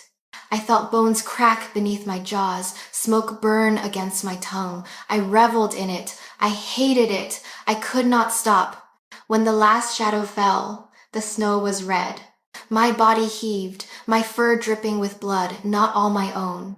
The forest stank of iron and ash. Slowly, painfully, I forced myself back into human form, collapsing into the snow. My hands shook, my breath ragged. The silver veins along my skin burned, brighter than ever, branding me with what I had done. I had survived, but I had crossed the brink. The destroyer had tasted freedom, and though I chained it again deep in my bones, I knew the truth. Each time I unleashed it, each time I let it feed, the harder it would be to cage. One day, the chains would not hold. One day, the wolf would not return. And when that day came, the world would remember me, not as savior, not as Luna, but as ruin. The days that followed blurred into a relentless march of exhaustion and silence. My wounds, though closed by silver fire, ached with the memory of claws and teeth. The forest stretched endless before me. Barren trees clawing at the sky, their branches whispering secrets I did not wish to hear. Snow fell in thin veils, cloaking the path behind me, erasing proof that I had ever passed. Yet no snow could erase the truth of what I carried within. The wolf stirred constantly now, restless after the taste of battle. Its growl haunted my every breath, its hunger coiling tight around my ribs. At times, I felt it pacing in the cage of my soul, testing the bars, pressing against the walls of my restraint. At times, I feared those walls had already cracked. I walked by day and dreamed by night, though waking and dreaming blurred until I could not tell one from the other. In my dreams, Celine stood upon a throne of shadow, the oath blade dripping with blood that never ceased. In my waking hours, her voice lingered, whispered upon the wind. "Blood calls to blood, sister. You will kneel, or you will break." One evening, as the last light of day bled across the treetops, I stumbled upon a village at the forest's edge, small, weather-worn, with thatched roofs and smoke rising from stone chimneys. I had not seen firelight in weeks. Hunger gnawed at me, my body weakened by solitude and grief. I longed for warmth, for bread, for a voice that did not belong to my sister or my wolf. Yet as I entered, silence fell. The villagers watched from doorways and narrow windows, their eyes wide, their whispers carrying like wind through reeds. Some bowed their heads, not in reverence, but in fear. Others turned away as if my presence itself were curse. I pulled my cloak tighter, lowering my gaze. But the silver marks along my skin betrayed me. They glimmered faintly, even through fabric, a light that could not be dimmed. A child pointed at me, his voice ringing high and clear. "Luna Wolf, I have sick." The words spread like fire. Murmurs rippled. Some faces shone with awe, others with suspicion. An old woman clutched her beads, whispering prayers as though to ward me off. A man spat into the snow, his glare sharp as a blade. I wished to flee, but my body trembled with hunger, my lips cracked with thirst. At last, a young woman stepped forward. Her eyes were steady, though her hands shook as she held out a loaf of bread. "Take it," she said softly. "If the moon has chosen you, then perhaps you are meant to save us, or perhaps you are meant to end us. Either way, you should not starve." I accepted with trembling hands, gratitude burning in my chest. Yet, even as I ate, I felt their stares, heavy with doubt, heavy with fear. I could not stay. By dawn, I was gone again, the taste of bread lingering like both mercy and warning. The road grew harsher the farther I walked. Storms swept the ridges, snow blinding, winds tearing through the trees with voices like howls. I pressed on, my cloak torn, my boots soaked, my heart weighted by memories that refused to quiet. It was in that storm that they came. Shadows moved through the blizzard, not wolves of flesh, but shapes of smoke and fang. Their eyes glowed faint green through the veil of snow. The umbral circle had not forgotten me. Celine's reach was long. I drew my blade, though my arms shook with weariness. The wolf surged within, eager, feral. "Release me," it begged. "Let me kill, let me burn." "No," I hissed, though my voice was lost in the wind. "Not yet, not like this." The shadows lunged. I swung steel, but it bit only smoke. Claws raked my side, searing pain tearing through me. My wolf howled, furious, ravenous, my vision blurred silver at the edges. I could not hold it. Not this time. The transformation tore through me like fire through dry wood. Bones cracked, muscles split, light flared from my skin until the storm itself seemed to recoil. My body bent, reshaped, until the beast stood where I had fallen, the wolf within no longer caged. I howled, and the storm howled back. I leapt among the shadows, silver fire spilling from my claws, my jaws crushing smoke until it screamed. The storm lit with silver, snow glowing like shards of moonlight. The creatures shrieked, unraveling beneath my fury, their forms consumed in fire that seared even the ground. When the last dissolved, silence returned. Snow fell softly, blanketing the earth as if nothing had happened. I stood alone, my chest heaving, my fur streaked with blood that steamed in the cold. Slowly, painfully, I forced myself back into human form. I collapsed into the snow, trembling, my breath ragged, my body weak from both battle and restraint. The wolf within purred, satisfied, but I wept. For each time I unleashed it, I felt the destroyer claim more of me.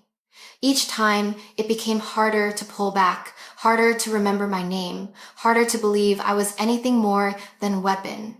The storm passed. The night grew clear. I lay upon the snow, staring at the vast sky above, stars sharp as knives, the moon veiled yet watching. "I am not you," I whispered to the wolf inside. "I am not ruin. I am not her. But the silence that followed was heavier than denial, and in that silence, I feared the truth, that I was both.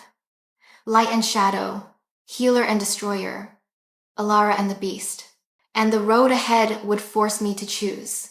The wilderness gave way at last. After weeks of storm and shadow, of hunger gnawing bone and the wolf clawing my soul, I stumbled upon a place that did not reek of death. The forest opened into a wide glade, and for the first time since exile, the air tasted of something other than blood and smoke. The trees here were not blackened or skeletal. Their trunks glowed faintly, bark streaked with veins of pale silver, their branches heavy with leaves that shimmered like frost though it was deep winter. Light spilled across the ground in shafts that did not belong to the sun, for the sky above was overcast.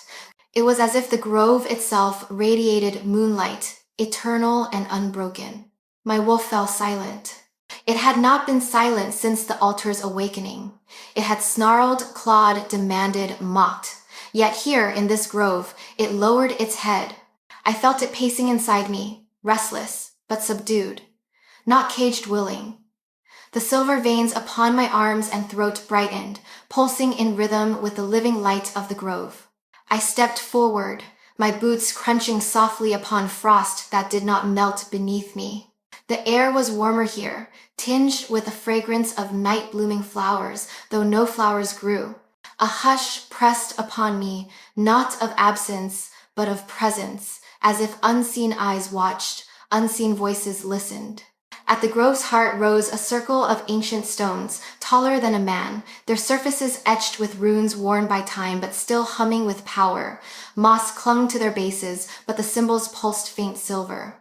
Between them grew a single tree, vast and gnarled, its roots like serpents across the earth, its branches webbing the sky. Its bark shone white as bone, its leaves gleamed like molten silver, and upon its highest bough hung fruit that glowed with the light of the moon. My breath caught. I knew the name whispered in stories, though I had never believed I would see it. Silverwood, the grove where the first Luna wolf was said to have knelt and been chosen. I fell to my knees before the tree, not in worship but in awe. The air thrummed against my skin, a song without sound, and my marks flared so bright they seared my flesh. Pain tore through me, sharp and unyielding, as though the grove demanded more than my presence. It demanded truth. Visions struck me again, fiercer than before. I saw women of silver hair and blazing eyes standing in circles around this very tree, their voices raised in chants that shook the night. I saw wolves of light bowing before them, their fur burning with power not their own. I saw shadows pressing at the edges, clawing, devouring, always waiting. And I heard their voices, the Lunas who had come before me, layered as one. Child of light and fire, you walk the edge of ruin. You have tasted blood, and blood has tasted you. Tell us, who are you? The pain doubled me over. My heart pounded, my breath ragged. The wolf within howled, its claws tearing at me, demanding to answer for me. But the grove would not hear the beast. It would hear me. I am Elara, I gasped, my voice cracked, raw against the weight of power. I am daughter of House Atheon, child of grief, bearer of silver fire. I am not Shadow, I am not Selene. The voices thundered, shaking the stones. But you are ruin. You are the destroyer.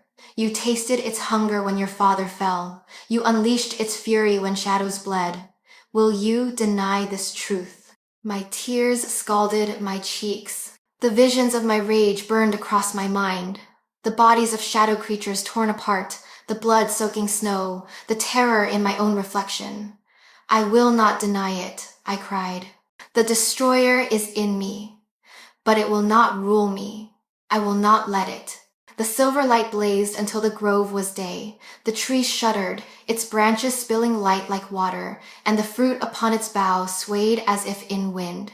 The voices softened, 100 layered into one. Then you are Luna, not because you were chosen, but because you chose. Warmth rushed through me, the pain eased, replaced by strength. The wolf inside bowed, lowering itself, its growl softened into something like acceptance.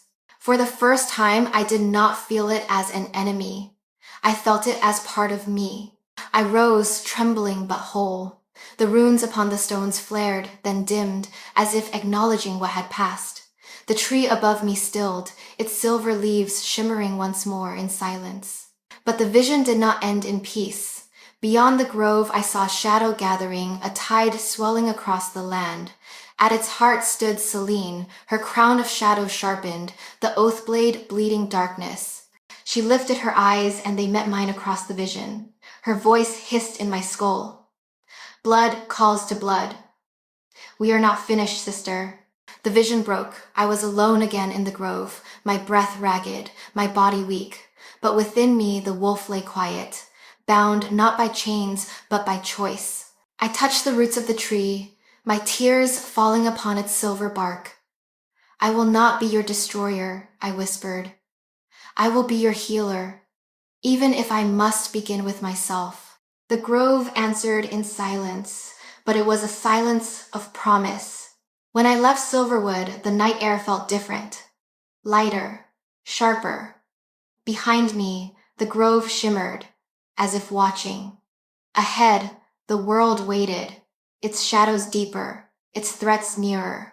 But for the first time, I walked not as a fugitive, not as prey, not as ruin.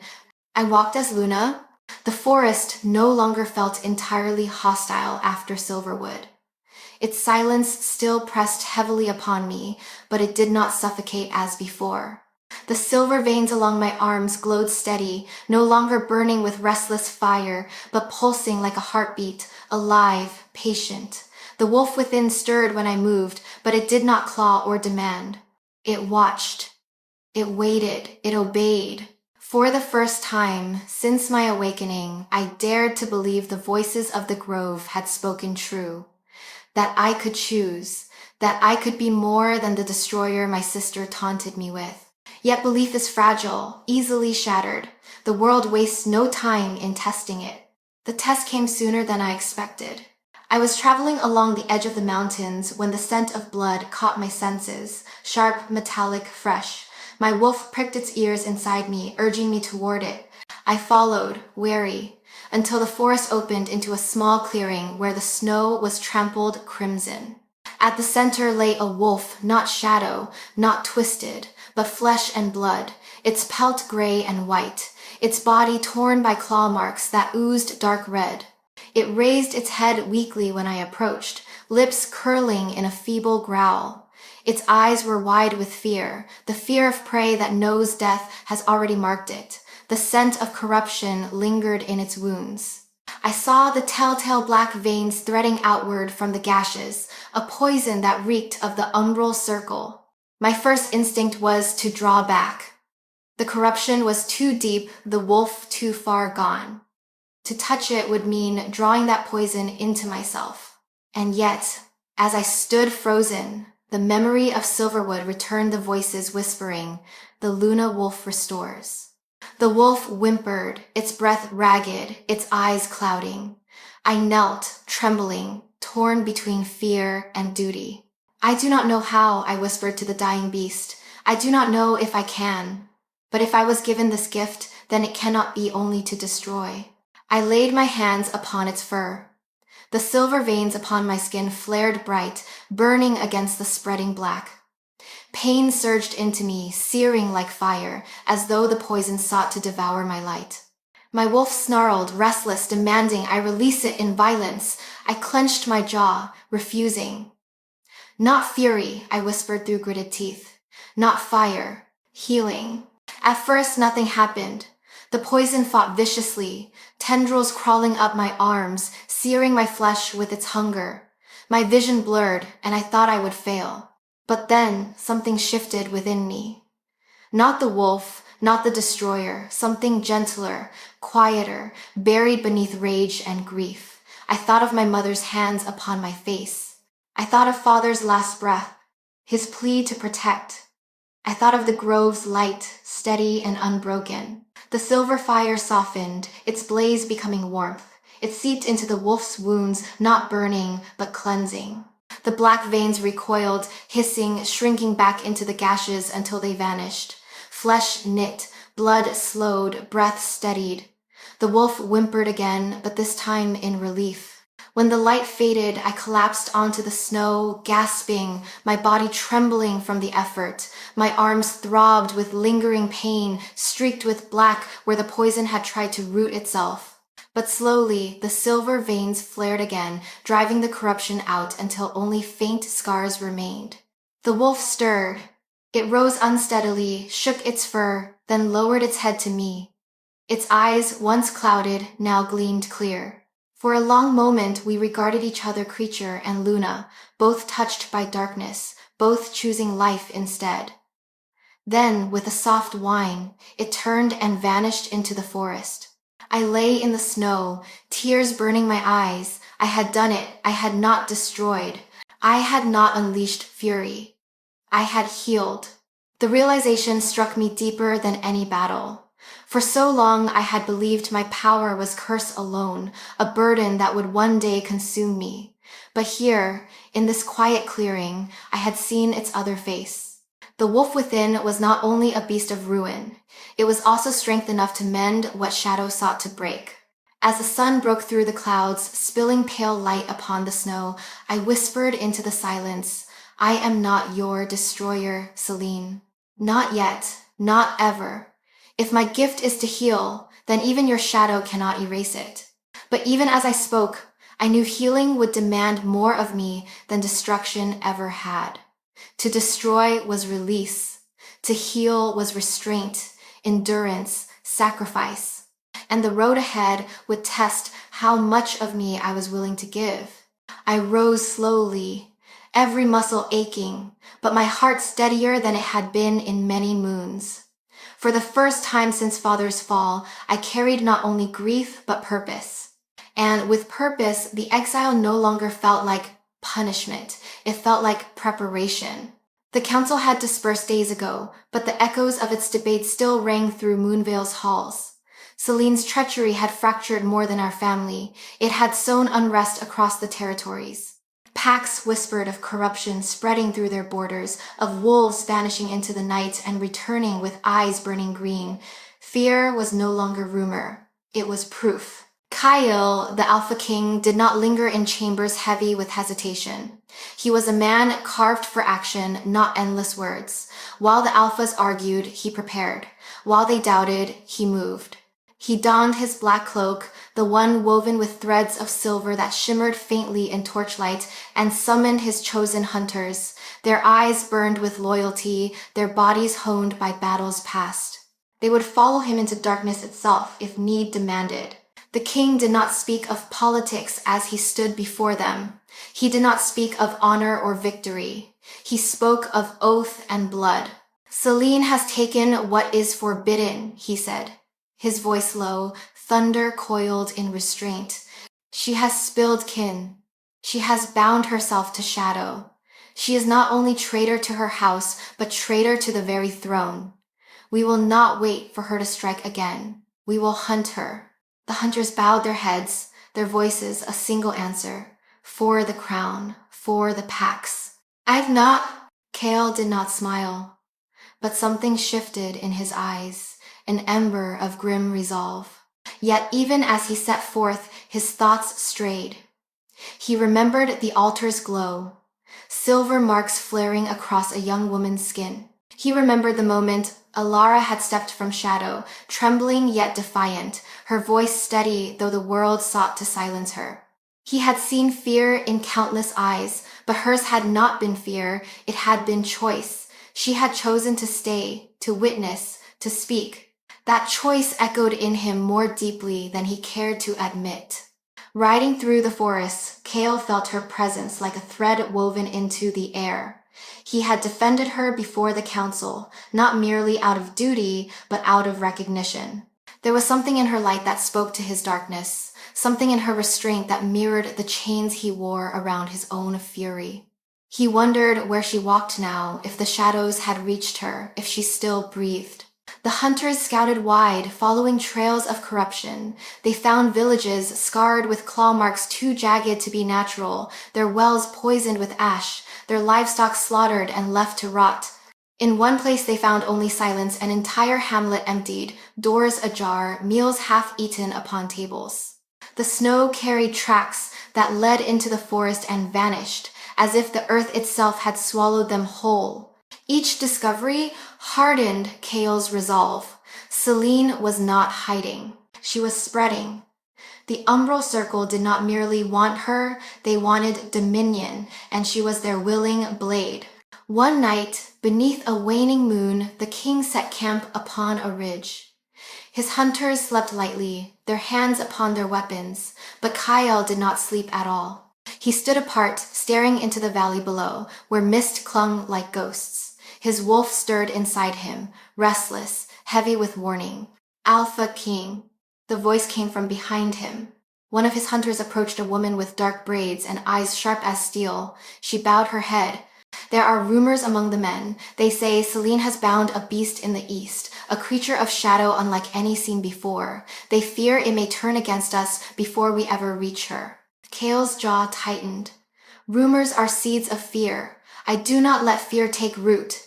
But if the rumors are true, she asked softly. He turned to her, his gaze storm gray, unyielding. Then we will cut the root. Shadow or beast, it matters not. Nothing born of corruption endures before silver. The hunter bowed again and left him to his vigil. Kale lifted his eyes to the moon. He did not pray. He had never been one for prayer, but his thoughts spoke nonetheless. Alara, if the grove has claimed you, if you still breathe, hold fast to that light. Do not let shadow have you, for if it does, even I may not be able to bring you back. The wind stirred, carrying the scent of pine and distant ash. Kale gripped the hilt of his sword, the steel etched with old runes that whispered faintly when touched. His wolf pressed against his skin, eager for battle, for blood. But the king's will was iron. He had seen too many rulers fall because they let the beast lead. He would not be one of them. Yet in the depths of his chest he could not deny it. The hunt for Selene was not merely duty, it was entwined with something else. A thread woven to a sister of shadow, and another thread bound to a sister of light. Two daughters of the same house, one to end the world, the other to mend it. And Kale, Alpha King of Moonvale, stood between them, the storm waiting to break. When dawn touched the ridge, he mounted his steed, his hunters at his back. The hunt was no longer a question. It was destiny. And destiny was not gentle. The land changed as Selene's influence deepened. What had once been living forest grew brittle.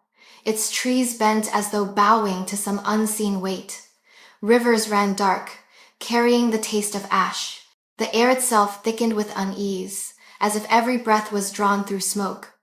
Travelers whispered of wolves that no longer obeyed the moon, of beasts that moved with eyes of fire and left only silence in their wake. At the heart of this spreading blight stood Selene. She had shed the last remnants of her old life. The pearls and silks that once adorned her were forgotten, discarded with the sister she had once been. Now she wore a gown of shadows, woven from smoke and blood, its hem licking the ground like flame. The oathblade never left her hand. Its black steel pulsed with veins of crimson, each beat in rhythm with her own heart. She had become the circle's chosen, and the circle exalted her with unholy reverence. They built her a hall, not of stone, but of shadow walls of shifting smoke, pillars of black fire that never dimmed. At its center lay an altar, a grotesque twin to the moonstone of Moonvale. Where that altar had glowed with silver truth, this one bled darkness, veins of corruption pulsing through the rock. Here Selene stood as queen of ruin, her voice commanding creatures both flesh and phantom. Before her knelt the lost wolves taken from their packs, broken, twisted, their bodies marked with green fire. Their howls echoed hollow, a chorus of despair turned into weapon. She raised her blade above them, and shadows coiled around their throats like chains. They obeyed. Mary's, the priestess of the circle, stood at Selene's side. Her smile was thin, her eyes alight with devotion. They fear you now, she whispered, her voice a serpent's hiss. The packs speak your name with dread. Even the council stirs uneasily. The Alpha King sharpens his sword, but he is already too late. The world bends toward shadow, and you are its crown. Selene's smile curved, beautiful and terrible. Fear is not enough. I will have obedience. I will have every wolf bow, not to Kale, not to Alara, but to me. The Luna Wolf's light blinds them for now, but light flickers, shadow endures. Maris inclined her head. Then we shall strike. And strike they did. The first assault fell upon the border packs. Villages awoke to screams in the night, their defenders cut down by beasts too fast, too relentless. Fields withered under shadow's touch, crops rotted in days. Children vanished, their trails ending in smoke. Refugees fled across the mountains, carrying tales of Celine's name whispered in the dark like a curse. Celine watched from her hall, each report feeding the hunger in her eyes. The more destruction spread, the stronger her blade burned. And yet, beneath the triumph, there lingered a wound she did not name. Each time her shadows consumed a village, she thought of another pair of eyes, silver instead of green, defiant instead of yielding. Alara, the sister who had defied her offer, who had chosen light over blood. Celine's voice turned sharp when she spoke of her. She will bend. She must. Blood cannot deny blood. If I rule in shadow, she will either kneel beside me or be crushed beneath me. Mary's bowed low. The circle has seen it. When the moon bleeds red, your bond will decide the fate of all. But be wary, my queen. The light she bears is not to be dismissed. She has touched the silverwood. At the name, Celine's smile faltered for the first time. Her hand tightened on the oath blade, knuckles white. She turned her gaze to the dark altar where shadow writhed like serpents beneath stone. Then I will tear the silver wood from her veins. If she will not join me, I will unmake her until only shadow remains. Beyond the Hall of Shadows, armies gathered wolves marked with corruption, creatures born of nightmare, and those who had once sworn loyalty to Moonvale but now swore to Celine's crown of smoke. The ground shook with their numbers. The air burned with their hunger. The world had thought the Alpha King's rejection of Celine was the scandal of an age. They had thought the Luna Wolf's awakening was miracle enough to reshape destiny. But those were only sparks. Now the fire had begun. And Celine, crowned in shadow, stood at its heart, her laughter carrying through the night like a blade drawn across stone. The nights grew colder as winter pressed deeper into the land. Snow clung to the pines like a shroud, and the wind carried whispers of wolves lost to shadow. I had wandered far from the grove of silverwood, carrying the warmth of its blessing within me, yet each step reminded me that blessing was not shield enough. Celine's reach grew wider. Villages whispered her name, travelers spoke of her army of green-eyed beasts, and every trail I walked felt stalked by her presence. I moved carefully, always beneath cloak and hood, but my silver marks betrayed me. They glowed even when I willed them dim. Soft veins of light across my throat and arms. Children who glimpsed me called me Luna Wolf in awe. Adults stared with suspicion, muttering prayers as if I carried both salvation and curse in equal measure. Perhaps they were right. It was on a night when the moon hung full above the mountains that fate turned again. I had made camp in the ruins of an old watchtower, its stones crumbled but still offering shelter from the wind. My fire burned low, a weak circle of light against the vast dark. I sat with my back to the wall, blade within reach, listening to the forest breathe. Then I felt it, the shift in the air, the thrum in my veins.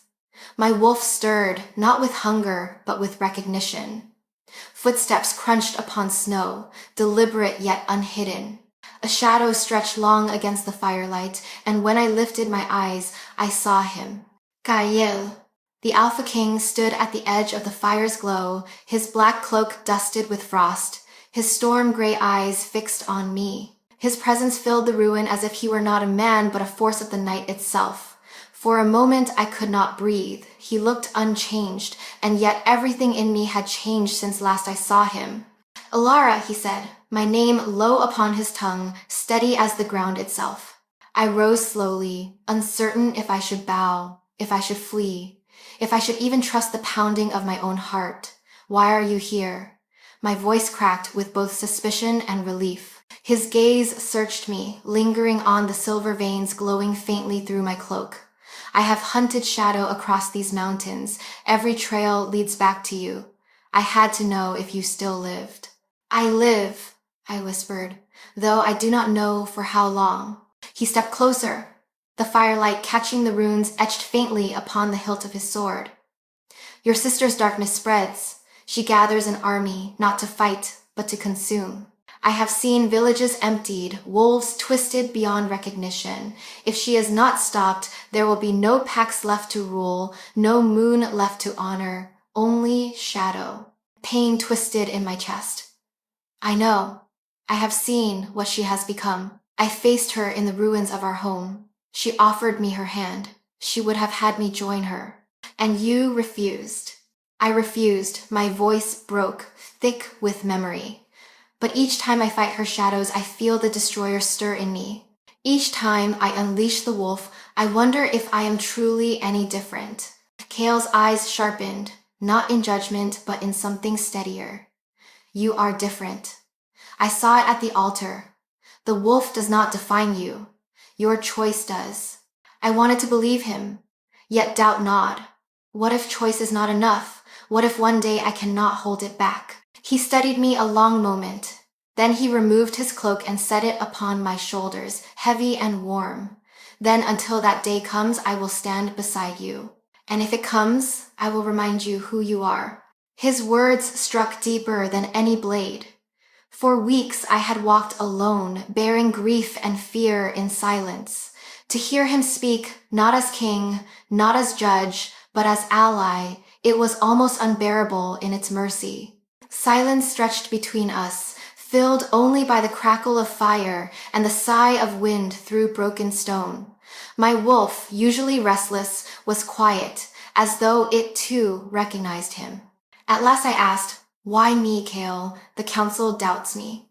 The packs fear me. Even I fear myself. Why do you place faith where I cannot?" His gaze held mine, unwavering. Because I have carried the weight of power too long, not to recognize its cost. I have seen what it does to men, to kings, to myself. And yet when I look at you, I see not hunger for power, but hunger for choice. That hunger is rarer than strength. That hunger may save us all. The fire burned lower, its embers glowing red as the moon climbed higher. For the first time in many moons, I felt not hunted, not cursed, but seen. The ache in my chest eased, just enough to breathe without fear. Kale did not ask me to follow him. He did not command. He simply sat across the fire, his presence steady like a wall against the storm. And in that ruin, beneath the watchful moon, I allowed myself a fragile moment of peace. But even in peace, I knew the truth. Celine's army marched. The umbral circle's chains tightened, and the night of reckoning drew near. Yet now I would not face it alone. Dawn broke pale over Moonvale's mountains, the sky streaked with iron gray. From the moment the bells tolled, the keep stirred with unrest. Word had spread too quickly. The Luna Wolf had returned, not alone, but with the Alpha King himself. Fear and curiosity rippled through the packs. Some came in awe, others in suspicion, but all came to see the one whose veins glowed silver and whose shadowed sister had already shaken the realm. The council chamber filled, its stone benches carved in a half circle around the moonstone altar. Torches hissed in their brackets, their flames unsteady, as though even fire held its breath. The air was thick with murmurs, claws tapping on stone, growls suppressed. I entered between Kale and two wardens of the crown. My cloak was drawn close, but the marks along my throat glimmered faintly in the half-light. The moment I stepped into the chamber, the whisper swelled. Some wolves bowed their heads. Others bared their teeth. The scent of unease sharpened, thick enough to choke. At the center, the high elder of the council rose. His beard was white as frost, his staff carved with the sigils of every pack bound to the throne. His eyes, pale and piercing, settled upon me. "Alara of House Atheon," he intoned, his voice echoing through the chamber. "You stand accused not by deed but by doubt. You bear power no wolf should, light that can heal but also destroy. Before this council, you will prove whether you are salvation or threat." My chest tightened, but I lifted my chin. And if I fail, then the council will decide what must be done.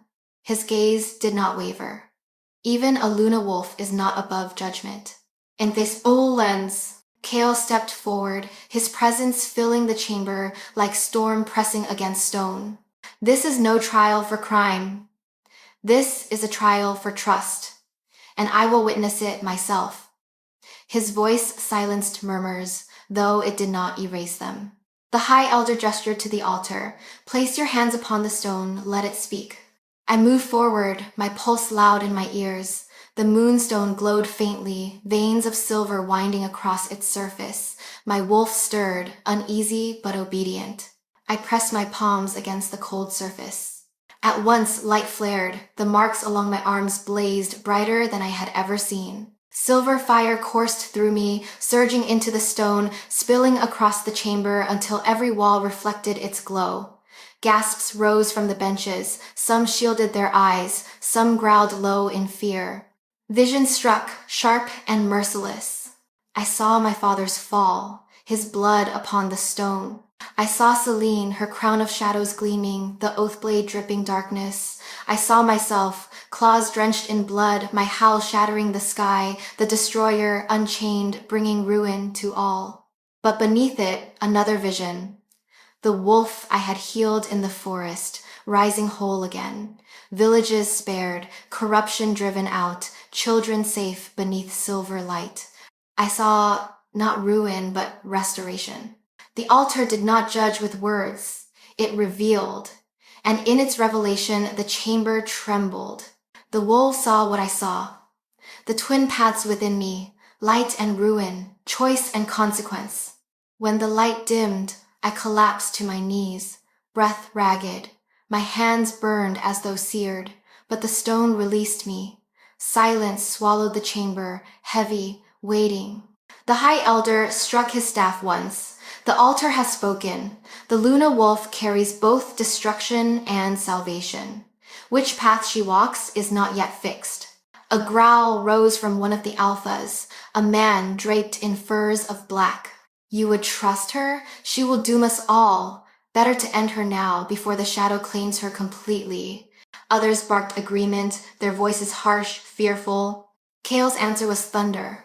Enough! His eyes flashed, storm-breaking. I have seen her face the circle's corruption. I have seen her refuse the oath blade. She has chosen light, again and again. If you condemn her for what she could become, then you condemn every wolf here, for all of us carry ruin within.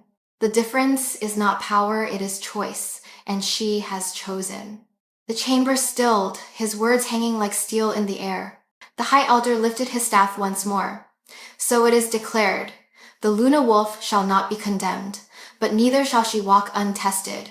She will stand as shield against the coming war. If she falters, if she chooses ruin, then judgment will fall. Do you accept this, Alara? My voice trembled, but it was steady with truth. I accept. Not because you demand it, but because it is what I must do. The staff struck the floor. The trial was ended. As the council dispersed, some bowed their heads in respect. Others turned away, their fear unbroken. I knew trust had not been won, only delayed. But when Kale offered his hand to lift me to my feet, I took it. For in that chamber of doubt and suspicion, one truth had been carved into stone. My destiny was not yet written. And as long as choice remained, I would not let shadow write it for me.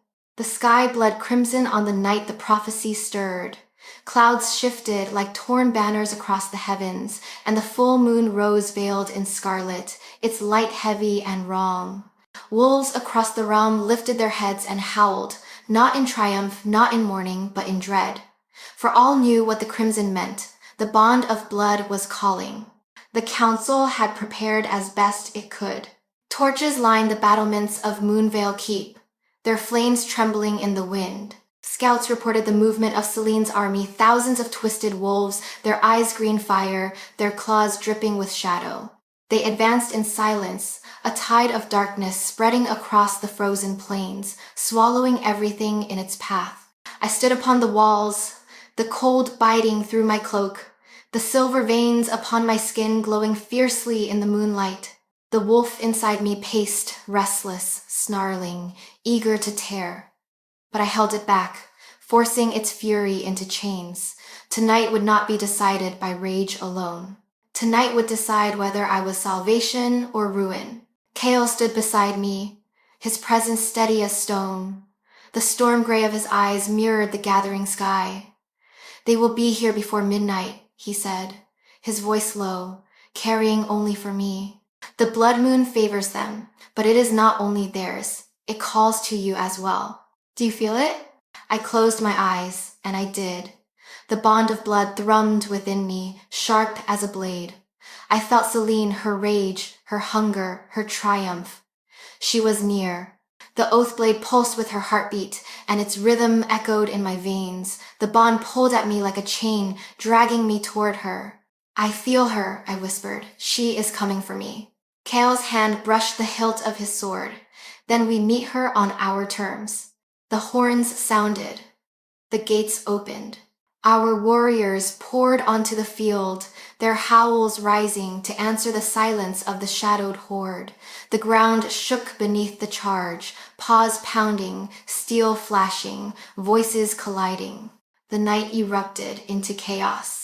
I leapt from the walls, silver fire blazing from my veins, my body twisted, fur bursting from skin, claws tearing through gloves. The wolf rose within me, luminous, fierce, a blaze of moonlight against the tide. I howled, and the field answered. Our warriors surged with renewed strength, their eyes catching my glow.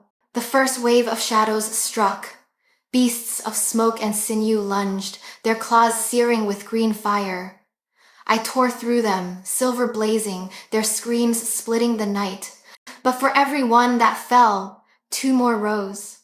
The circle's corruption was endless, relentless. Blood soaked the snow until the ground steamed. Through the chaos, I felt her. Celine. She emerged from the darkness like a queen of nightmares, her gown of shadow billowing, her crown a flickering halo of smoke. The oath blade pulsed in her grip, dripping shadow that hissed upon the snow. Around her, corrupted wolves bowed, their howls hollow, their devotion absolute. Her eyes found mine across the field. Emerald flame burned with fury and triumph. She raised the blade high, and her voice carried over the battle, sharp and terrible. Alara, blood calls to blood. Come and kneel, or come and die. The bond pulled at me, stronger than chains, stronger than any command. My wolf snarled, torn between fury and recognition.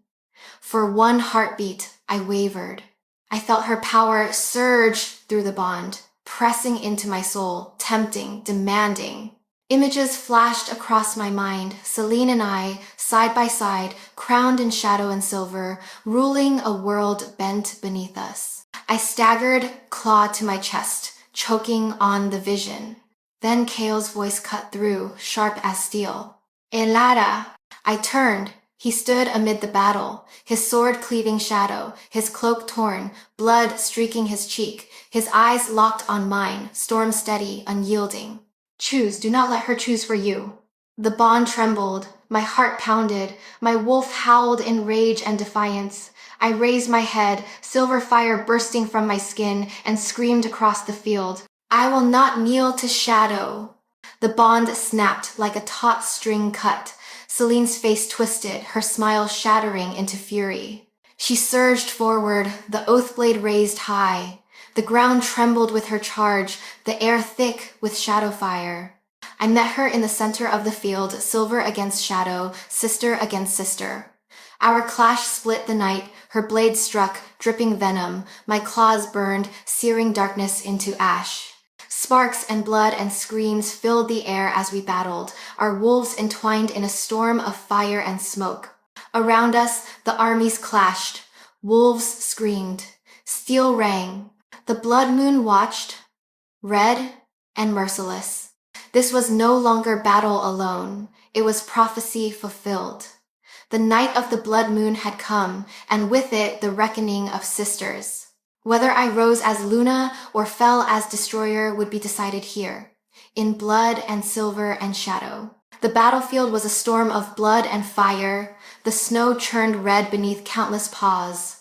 Wolves clashed and fell. Steel screamed against shadow. And above it all, the crimson moon poured its merciless light. Yet to me, the world had narrowed. All I saw was Celine. She moved like a tempest, the oath blade an extension of her fury. Every strike left trails of green fire that hissed against the snow. Her crown of shadows blazed, her eyes alight with triumph and rage. She was my sister, and she was ruin. Our powers collided in sparks of silver and black. My claws met her blade, my light seared her shadow. Each impact shook the ground, each howl shattered the night. We were bound not only by blood, but by prophecy, and every heartbeat dragged me closer to the brink the grove had shown me. Alara! Celine's voice cut through the chaos, sharp as the oath blade itself. Stop fighting what you are. You are not light. You are not healer. You are like me. You are ruin waiting to be loosed. I am not you. I howled, lunging. My claws raked across her gown of smoke, silver fire flaring, burning holes through the shadows that cloaked her. She shrieked, but even her pain sounded like laughter. You deny it, but you felt it, she spat. When father died, when the hounds tore at you, when the council doubted you, you wanted to burn it all. Admit it, you want what I want. Her words struck like blades, because part of me knew she was right. I had wanted destruction. I had felt its sweetness, the release of fury, the ecstasy of ruin. The wolf within growled, hungry, eager, whispering to surrender. My vision rimmed in white fire, my chest tight with rage. The destroyer rose inside me. For a heartbeat, I let it. Power surged, unstoppable. My howl split the battlefield, silver fire erupting outward in a wave that scorched shadows into ash and toppled wolves in its wake. Celine staggered beneath the blast, her crown flickering, her blade hissing as though in pain. But as I stood there, breathing hard, I saw what my fury had done. Not only shadows had fallen, wolves of my own side lay broken in the snow, their eyes wide with terror. They looked at me as they looked at Celine, not as savior, but as monster. The vision of Silverwood struck me again. The Luna Wolf does not destroy. The Luna Wolf restores. No, I whispered, tears burning hot. I will not be your mirror, Celine. I will not. I dropped to my knees, pressing my burning hands into the snow. Instead of unleashing, I pulled inward, dragging the fire back into myself, binding it with chains of will. The wolf howled in fury, but beneath the rage I felt something else stir gentler, quieter. The warmth I had used in the grove, the light that healed instead of burned. I lifted my hands, silver not blazing, but glowing, steady, soft. I reached not to strike, but to mend. The fire touched the wounded wolves nearest me. Their breaths steadied, their wounds closed. Their fear dimmed into awe. The silver flowed outward, a tide of healing light that pushed against shadow, not with fire, but with restoration. Celine screamed. Weakness! She raised the oath blade high, shadows writhing. Do you think mercy will stop me? Do you think healing can conquer ruin? Her blade fell. I caught it with my bare hands. The steel seared, venom biting into my flesh, but the silver veins upon my skin flared brighter, resisting. My blood dripped onto the blade, hissing, but instead of feeding the shadow, it burned it. Cracks spread along the oath blade's edge. Celine's eyes widened. What? You chained yourself to shadow. I said, my voice steady though pain tore through me. But I choose light, not because it is easy, because it is harder, because it demands more. The oath blade cracked. Celine shrieked, fury and fear entwined as the weapon that had bound her began to unravel. Shadows writhed around her, desperate, clinging, but the silver light surged, peeling them away. For a moment, I saw her not the queen of ruin, but my sister, her eyes wide, her face pale, trembling beneath the weight of what she had become. Elara, her voice broke, no longer cruel, but desperate. Don't let them take me. Don't let them. The shadows surged, trying to reclaim her. I reached with both hands, my silver fire blazing not as destruction, but as balm.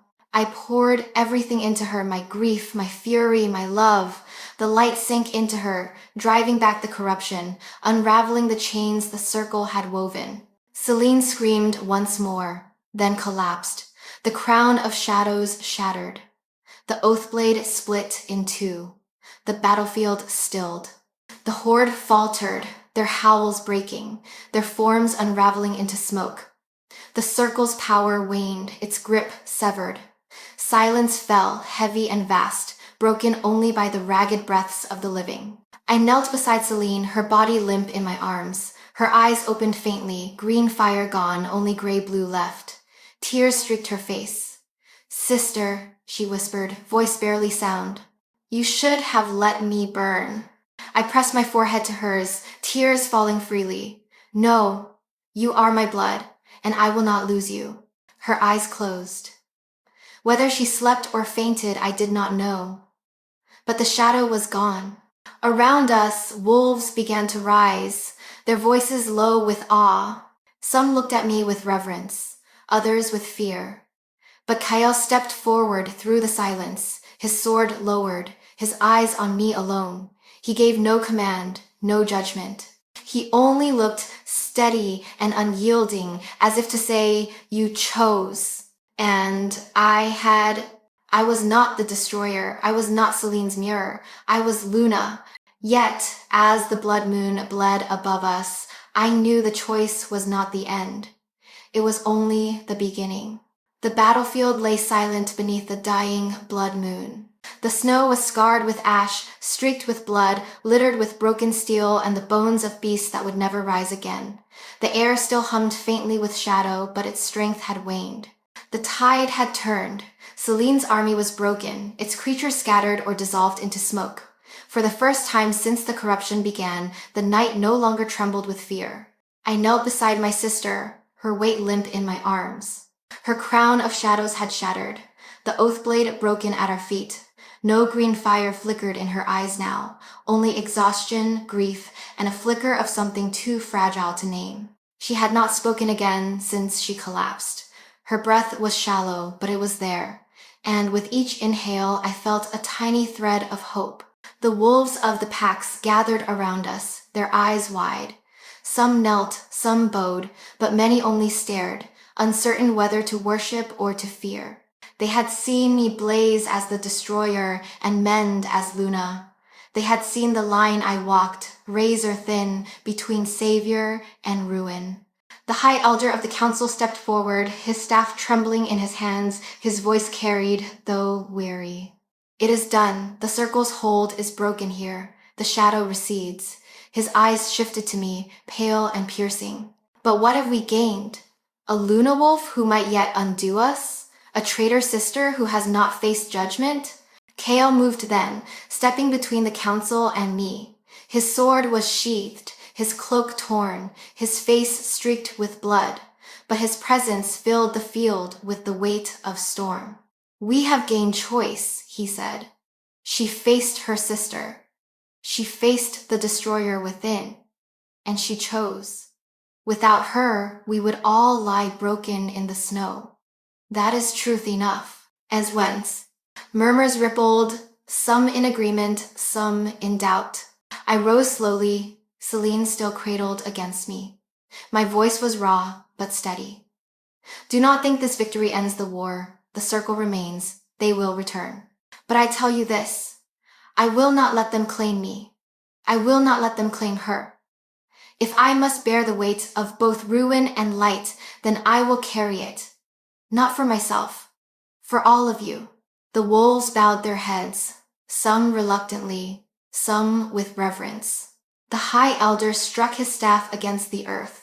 "Then let it be known, Alara of House Atheon, the Luna Wolf, stands as shield and judge until the circle is ended. So long as she holds to light, we will stand beside her." The words echoed like an oath carved into stone. For the first time, I felt not only the burden of power, but the binding of trust. Dawn broke at last. The crimson hue faded from the moon, and pale light spilled across the plains. The sky turned from gray to rose, and the first rays touched the snow, melting the blood into silence. It felt as though the land itself exhaled, weary but alive. Kael approached, his gaze softer now. He looked at Celine, then at me. "What will you do with her?" I lowered my eyes to my sister's face. She stirred faintly, whispering in her sleep. I brushed hair from her brow, my heart heavy. "She will face judgment," I said. "But not as a weapon of the circle, not as a monster. As my sister, as one who must answer, but who must also be healed. Kale studied me a moment longer, then nodded. Then we will build something new. Not from fear, not from shadow, from this.